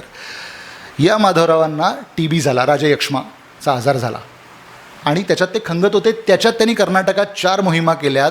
हैदर अली आणि टिपू सुलतानला त्यांनी रडायची वेळ आणली होती. हा हैदर अली तेव्हा मोठा होता. या हैदर अलीला त्यांनी 2 वेळा इतका मजबूत ठोकलाय की हा हैदर अली परत माधवराव जिवंत असेपर्यंत मराठ्यांकडे मान वर करून बघू शकला नव्हता. या लढाईतला एक प्रसंग सांगतो. एक लढाई आहे. या लढाईमध्ये ही लढाई झाली, म्हणजे मोठी लढाई झाली आणि त्याच्यामध्ये हैदर अलीचं सैन्य हरलं आणि ते पळून गेले. आता लढाई संपली ना, म्हणजे एक पक्ष जिंकला एक पक्ष हरला, संपली लढाई. माधवरावांच्या त्या दिवशी काय डोक्यात आलं माहीत नाही, त्याने एक हत्ती मागवला आणि त्या सगळ्या प्रेतांवरनं तो हत्ती चालवला आणि नंतर तेल टाकून त्याला आग लावून दिली. आता तुम्ही म्हणाला असं का केलं असेल. हे पिक्सेटो नावाचा एक पोर्चुगीज माणूस होता जो हैदर अलीच्या तोफखान्याचा प्रमुख होता. त्यांनी लिहिलेल्या वर्णनातनं हे आहे. आयडिया ही की समोरच्या माणसाला मेसेज गेला पाहिजे की मी क्रूर आहे, माझ्या नादाला लागू नका, माझं हे क्रौर्य सातत्याने मला दाखवायला लावू नका. तुम्हाला एक डेमो दाखवला त्याच्यातनं तुम्ही समजलात तर ठीक आहे, नसेल तर ज्या दिवशी हा कार्यक्रम होईल त्या दिवशी हा कार्यक्रम परत परत तुमच्या बाबतीत घडत राहील. हो, कारण त्याच्या आदल्या दिवशी त्यांनी हैदर अलीला एक पत्र लिहिलं होतं की मी पुण्यात असताना माझे वडील मला सगळ्या शूर लोकांच्या गोष्टी सांगायचे, त्याच्यात त्यांनी मला तुझी पण गोष्ट सांगितली होती, जर तू खरं शूर असलास तर उद्या सकाळी मला येऊन भेट. आता हैदर अली पण खोळा नव्हता, त्याला माहीत होतं की हे उद्या सकाळी मला येऊन भेट म्हणजे हे युद्धाचंच निमंत्रण आहे. त्याने आपला तो प्रसंग टाळला आणि तो सोडून निघून गेला. म्हणजे ते युद्ध हैदर अलीच्या समोर घडलंच नाही. एकदा तर हैदर अलीला बाईचा वेश घेऊन पळून जावं लागलं युद्धातनं. अशी ही परिस्थिती आली. याच्यात महाजी शिंदे किंवा नाना फडणवीसांचा उल्लेख केला. त्याचा महाजी शिंदेंचा मोठेपणा सांगतो. त्यावेळेला मुघलांचा जो बादशाह होता याला इंग्रजांनी कलकत्त्याला आपल्या संरक्षणात ठेवलेला होता आणि त्याच्या पण आईची इच्छा होती की आपल्या मुलाला बादशाह झालेलं बघायचं आहे. आणि इंग्रज रोज त्याला थापा मारत होते, आज जाऊ उद्या जाऊ, आज जाऊ उद्या जाऊ. शेवटी त्यांनी महाजी शिंदेंना पत्र पाठवलं की मला आता तुम्हीच बघा, तुम्हीच आमचे मालक आहेत, तारणहार आहात वगैरे वगैरे. आणि ह्या पत्रालाही थोडासा इतिहास आहे. ज्या वेळेला ह्या अब्दालीच्या पूर्वजांनी ज्या वेळेला नादिरशाह विदिरशाहनी जेव्हा दिल्लीवर ठोकून काढलं आणि ह्या बादशहाचा जो वजीर जेव्हा बादशहाच्या उरावर बसला तेव्हा त्यांनी नानासाहेब पेशव्यांना एक फरमान लिहिलेलं आहे आणि त्याच्यामध्ये 4 ओळी फक्त त्यांनी सदाशिवराव भाऊचं कौतुक केलेलं होतं. ही त्याची बॅकग्राऊंड आहे. ते फरमान माझ्याकडे आहे. म्हणजे त्या फरमान मला मिळालं, त्याची एक टू द स्केल झेरॉक्स मी माझ्या घरात काढून ठेवलेली आहे. आणि त्यात तो काय लिहितो माहिती आहे, ह्याचे पूर्वज, याच मुघल बादशाहांचे पूर्वज आमच्या पूर्वजांना संपवायला आले होते महाराष्ट्रात, बरोबर ना. यांचा वंशज काय लिहितो आमच्या पूर्वजांना की या जगात अल्लाह आणि मराठे एवढंच माझं रक्षण करू शकतात, त्यामुळं तुम्ही दिल्लीत या, हे राज्य चालवायला घ्या आणि मला पेन्शनीत काढा. माझा वजीर बादशहाचा वजीर बादशहाच्या उरावर बसला आहे, बादशाह त्याला निपटवू शकत नाही. बादशाह हे नानासाहेब पेशव्याला पुण्यात लिहितोय दिल्लीत बसून की तुम्ही पुण्यातनं सैन्य पाठवा आणि माझा जीव वाचवा. तर त्यामुळं पुढं त्यांनी महाजी शिंदेंकडे मदत मागितली तर त्यात काही फार गैर मानायचं आपल्याला कारण नाही. त्यांचं ते पतन तसंही झालेलं होतंच. महाजी शिंद्यांनी आपल्या नेतृत्वात मुघलांच्या बादशहाला दिल्लीच्या गादीवर बसवला. आणि तुम्हाला माहिती आहे, तुम्हाला आश्चर्य वाटेल कदाचित हे ऐकून किंवा आनंद व्हायला हवा, खरं तर पहिलं फरमान बादशहा गादीवर बसल्यावर त्याच्याकडनं कसलं काढून घेतलं आहे माहिती आहे? कसलं काढून घेतलं असेल, अंदाज करा. मला जहागीर मिळावी वगैरे वगैरे. गोवंश हत्याबंदी. हिंदुस्थानात कुठेही जिथे मराठ्यांचं मुघलांचं राज्य आहे तिथे गो आणि गोवंश हत्येवर परमनंटली बंदी घालण्याचं पहिलं फरमान त्यांनी काढून घेतलेलं आहे. धर्म ह्या माणसांमुळे टिकला आहे आपला, आपण हे विसरता कामा नये. 1772ला या सगळ्या ह्याच्यामध्ये माधवरावांचा TB खूप एक्स्ट्रीम झाला, त्यांचा त्याच्यामध्ये मृत्यू झाला. संपवतो आहे मी म्हणजे अगदीच. तर 1772ला त्यांचा मृत्यू झाला. त्याच्या पुढचा जो इतिहास आहे तो दुर्दैवाने मराठ्यांच्या पतनाचा इतिहास आहे. महाजी शिंदे आणि नाना फडणीसांनी जेवढं त्यांना शक्य होतं तेवढे राज्य वाचवण्याचा प्रयत्न केला. पुढे एका वर्षामध्ये नारायणराव पेशव्यांचा खून झाला, हे आपल्याला दुर्दैवाने सगळ्यांना माहिती आहे. त्याच्यानंतर सवाई माधवरावांनी हे राज्य सांभाळण्याचा प्रयत्न केला, पण सवाई माधवरावांच्याकडनं ते राज्य सांभाळणं शक्य नव्हतं.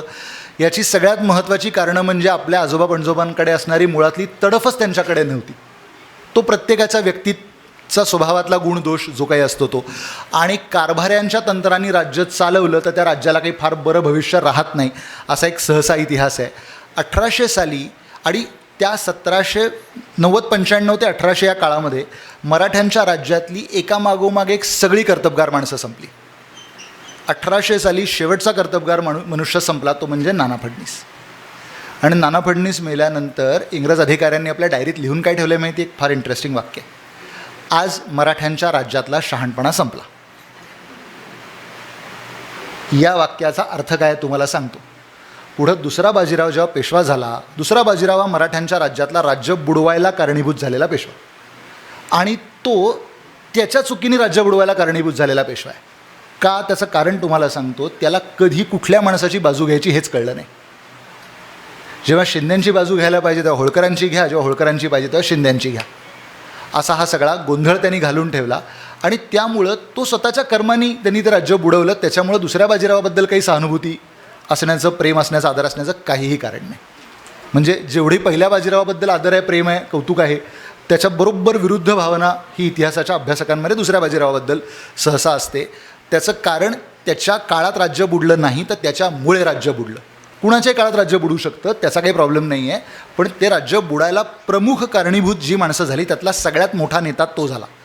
हे त्याचं कारण आहे त्याच्यातलं. आणि पुढं आणि 1802 साली हे राज्य आपल्याला सांभाळता येणार नाही, हे शिंदे होळकरांचं नाटक आपल्याच्याने निस्तरणार नाही, म्हणून या दुसऱ्या बाजीरावांनी कुणाचंही न ऐकता किंवा कोणालाही न विचारता ज्या वसईतून चिमाजी अप्पांनी पोर्तुगीजांना हाकलून लावलं त्याच वसईत जाऊन इंग्रजांशी तह करून आपलं राज्य घालवलं. आता कळलं तुम्हाला इंग्रज अधिकाऱ्यांनी काय लिहून ठेवले आणि त्या वाक्याचा अर्थ काय आहे. मराठ्यांच्या राज्यातला शहाणपणा संपला. ज्यांच्याशी आयुष्यभर लढायचं आहे, ज्यांच्याशी लढलेत, त्यांच्याशीच तह करून आपलं राज्य घालवून घेतलं, आपल्या राज्याला मर्यादा आणून घेतल्या. आणि साधारणपणे एखादा पंतप्रधान जर का ग्रामपंचायत सदस्य झाला तर त्याची किंमत किती राहील. तुम्हाला मी आजच्या राजकारणाच्या कॉन्टेक्स्टमध्ये सांगतो, म्हणजे तुमच्या लक्षात येईल की हा मनुष्य काल मराठ्यांच्या म्हणजे हिंदुस्थानचा पंतप्रधान होता. मराठ्यांच्या राज्याचा पंतप्रधान म्हणजे काय, मुघलांचे राज्य व्हर्च्युअली मराठेच चालवत होते, त्यामुळे त्यांचाही पंतप्रधान तसाही हेच होते, त्यांचे मालक चालक सगळे हेच होते. तर हा माणूस जर का उद्या म्हणजे शहरात असेल तर नगरसेवक, खेड्यात असेल तर ग्रामपंचायत सदस्य झाला तर याची काय किंमत राहील. एवढीच दुसऱ्या बाजीरावाने स्वतःची किंमत करवून घेतली. आणि मग त्याला सगळी ती पश्चातबुद्धी आली, मग तो इंग्रजांशी लढायला गेला. तोपर्यंत सगळं उरकलेलं होतं. पुढे तह झाला त्याला 1818 साली. इथून तह करून बिठूरला जावं लागलं. त्याची एक शेवटची फक्त इंटरेस्टिंग गोष्ट सांगतो आणि मी माझ्या सेवेला विराम देतो. जेव्हा हे सगळे तह झाले आणि त्या तहामध्ये एक अट अशी घालण्यात आली की पेशव्यांना किंवा त्यांच्या कुटुंबातल्या कुठल्याही माणसाला महाराष्ट्रात राहता येणार नाही, त्यांना महाराष्ट्राच्या बाहेर कुठेही त्यांना जावं लागेल. तर कुठं जायचं, तर आता मध्य प्रदेश आणि उत्तर प्रदेशची जी बॉर्डर आहे म्हणजे आजच्या भूगोलातली, तिथे बिठूर नावाचं एक गाव आहे. तिथे तुम्ही वाडा बांधून आम्ही तुम्हाला देऊ, पैसे देऊ, तिथे जाऊन तुम्ही राहा. पेन्शन द्यायची तुम्हाला किती, वर्षाला 8 लाख रुपये. सँक्शनिंग ऑफिसरनी सही केली, चला 8 लाख रुपये वर्षाला ह्याला पेन्शन. त्याच्यावरच्या अधिकाऱ्यांनी खूप चांगल्या शब्दात त्याचं कौतुक केलं. समजून घ्या मी काय सांगतो आहे ते, मी आता देवळात उभा आहे. चांगल्या शब्दात त्यांनी त्याचं कौतुक केलं आणि तो म्हणला, हा उद्योग तुला कुणी करायला सांगितला. हे तुझ्या बाबाच्या खिशातले पैसे आहेत, वर्षाला 8 लाख रुपये, आणि तू आपल्या शत्रूला वर्षाला 8 लाख रुपये प्रॉमिस करून सही करून आला आहेस, कोणाला विचारून? त्या अधिकाऱ्यांनी फार छान उत्तर दिलं. तो म्हणला, हे बघा साहेब, मी पेशव्यांच्या घराण्याचा अभ्यास केलेला आहे, त्यांच्या घराण्यातले पुरुष 40 वर्षापेक्षा जास्त जगत नाहीत. दुसरा बाजीराव 75व्या वर्षी पेन्शन खाऊन मेलाय. आणि 1850 सालाच्या आसपास, 52 साली तो मेला. तेव्हा त्यांनी 3 मुलं दत्तक घेतली होती. म्हणजे जे दुसरे नानासाहेब 1857च्या स्वातंत्र्ययुद्धातले, म्हणजे मी त्याला नेहमी स्वातंत्र्ययुद्ध म्हणतो कारण मी सावरकरांचा फॉलोअर आहे वैचारिकदृष्ट्या. माझ्या दृष्टीने ते पहिलं स्वातंत्र्ययुद्धच आहे भारताचं. त्याच्यामध्ये लढलेले जे दुसरे नानासाहेब होते ते आणि त्यांचे अन्य 2 भाऊ ह्यांना त्यांनी दत्तक घेतलं होतं. पुढं लॉर्ड डलहौसी नावाचा जो इंग्रजांचा गव्हर्नर जनरल आला, त्यांनी ही सगळी दत्तक विधानं नामंजूर केली. ज्याच्यामध्ये झाशीच्या राणीचं ही दत्तक विधान नामंजूर झालं, हे पेशव्यांचंही झालं, बऱ्याच लोकांची दत्तक विधानं नामंजूर झाली. आणि ही दत्तक विधानं जर तुम्ही नीट इतिहास पाहिला तर मेजॉरिटी 55 लोकांची दत्तक विधानं नामंजूर झाली. त्याच्यातली मेजॉरिटी मराठ्यांचीच आहेत. नाम काय झाला माहिती आहे? ईस्ट इंडिया कंपनीला भारतातलं राज्य सोडावं लागलं, कारण ह्यांची राज्य खालसा झाली. हे सगळे एकत्र आले, ह्यांनी 1857 साली स्वातंत्र्ययुद्ध पुकारलं. या स्वातंत्र्ययुद्धामध्ये ईस्ट इंडिया कंपनीची हालत इतकी खराब झाली की शेवटी इंग्लंडच्या राणीला सांगायला लागलं, तुम्ही हे दुकान बंद करा, हा सगळा कारभार आम्ही हातात घेतो आहे. आणि ह्याच्यामध्ये समजण्यासारखी, शिकण्यासारखी गोष्ट काय आहे तर वासुदेव शास्त्री खरे, हे खरे शास्त्री हे मूळचे आपल्या गुहागरचेच. खरे शास्त्रींचं इथं घर होतं. पुढं हे मिरजेला पटवर्धनांकडे, मिरजेचे पटवर्धन संस्थानिक हे सगळ्यांना माहिती असतील, या पटवर्धनांकडे ते शिक्षक होते आणि इतिहासाचे जाणकार होते. म्हणून पटवर्धनांनी त्यांना आपलं दप्तर उघडं करून दिलं. त्यांनी ऐतिहासिक लेखसंग्रहाचे 15 खंड छापले. फार मोठे इतिहास संशोधक. आणि केसरीचं जे ब्रीदवाक्य, लोकमान्य टिळकांचे अत्यंत जवळचे मित्र बरं का, हां, द ग्रेट लोकमान्य टिळकांचे अतिशय जवळचे मित्र. लोकमान्य टिळकांनी जेव्हा केसरी वर्तमानपत्र सुरू केलं ना, आज पुण्यातली जी न्यू इंग्लिश स्कूल आहे ना, त्या न्यू इंग्लिश स्कूलच्या दारामध्ये लोकमान्य आणि वासुदेव शास्त्री खरे उभे होते. त्यांनी सांगितलं की शास्त्री बुवा एक नवीन वर्तमानपत्र काढतो आहे, त्याचं नाव ठेवलं आहे केसरी. आणि त्या केसरीला, म्हणजे आजच्या भाषेत आपण ज्याला टॅगलाईन म्हणतो ना, ही काहीतरी एक चांगलीशी टॅगलाईन सुचवावं मला, तुम्ही संस्कृतचे एवढे मोठे पंडित. तो रस्ता एवढा छोटा आहे, म्हणजे इथपासून ते सरण इथपर्यंत एवढाच रस्ता आहे तो ओलांडायला. तो रस्ता ओलांडेपर्यंत शास्त्रीबुवांनी सांगितलं की बळवंतराव लिहून घ्या. तर शास्त्रीबुवा, ती जी काही संस्कृतातली जी ओळ आहे ती, तर लोकमान्य म्हणाले की शास्त्रीबुवा कशातली, म्हणजे महाभारतातली ओळ आहे. छे म्हणाले, आत्ता रस्ता ओलांडताना सुचली. तर लोकमान्य बुद्धिवान होते, ते म्हणाले ठीक आहे, आता माझ्याकडे लिहायला काही कागद बिगत नाही आहे. त्यांनी घरी गेल्यानंतर कागदावरती लिहिली आणि केसरीची आजही 30 टॅगलाईन आहे.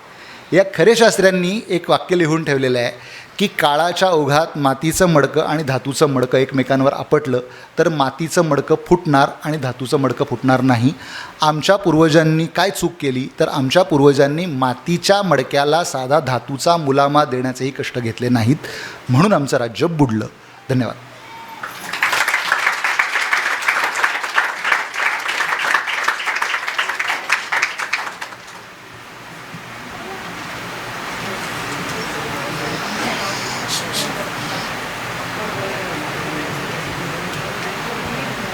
धन्यवाद.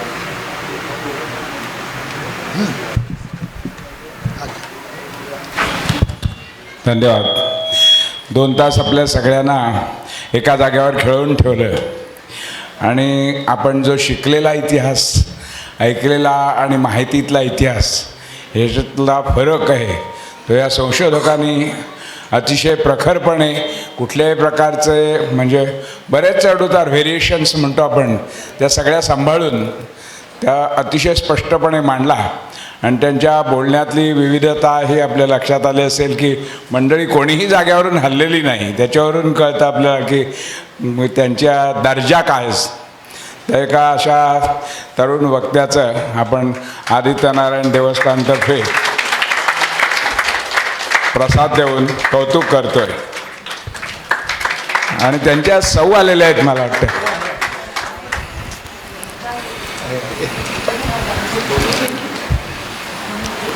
त्यांनी या जरा मुलगाही आला.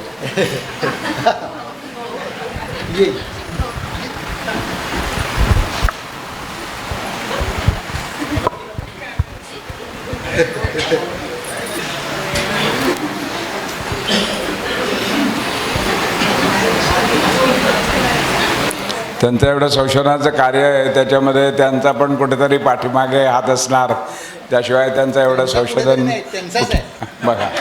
म्हणजे मी आपलं कुठेतरी म्हटलं म्हणजे काय, आज प्रमुख वक्ते म्हणून हे केलेलं. खुलासा करतो काय आहे तुम्हाला सांगतो. हे संशोधन आहे ना, ह्या खरं तर लष्करच्या भाकऱ्या आहेत. पेशव्यांचा 200 वर्षाचा हिशोब वाचते कोण? गुरुप्रसाद कानिटकर. त्यातनं गुरुप्रसाद कानिटकरला मिळतं काय? तर आनंद.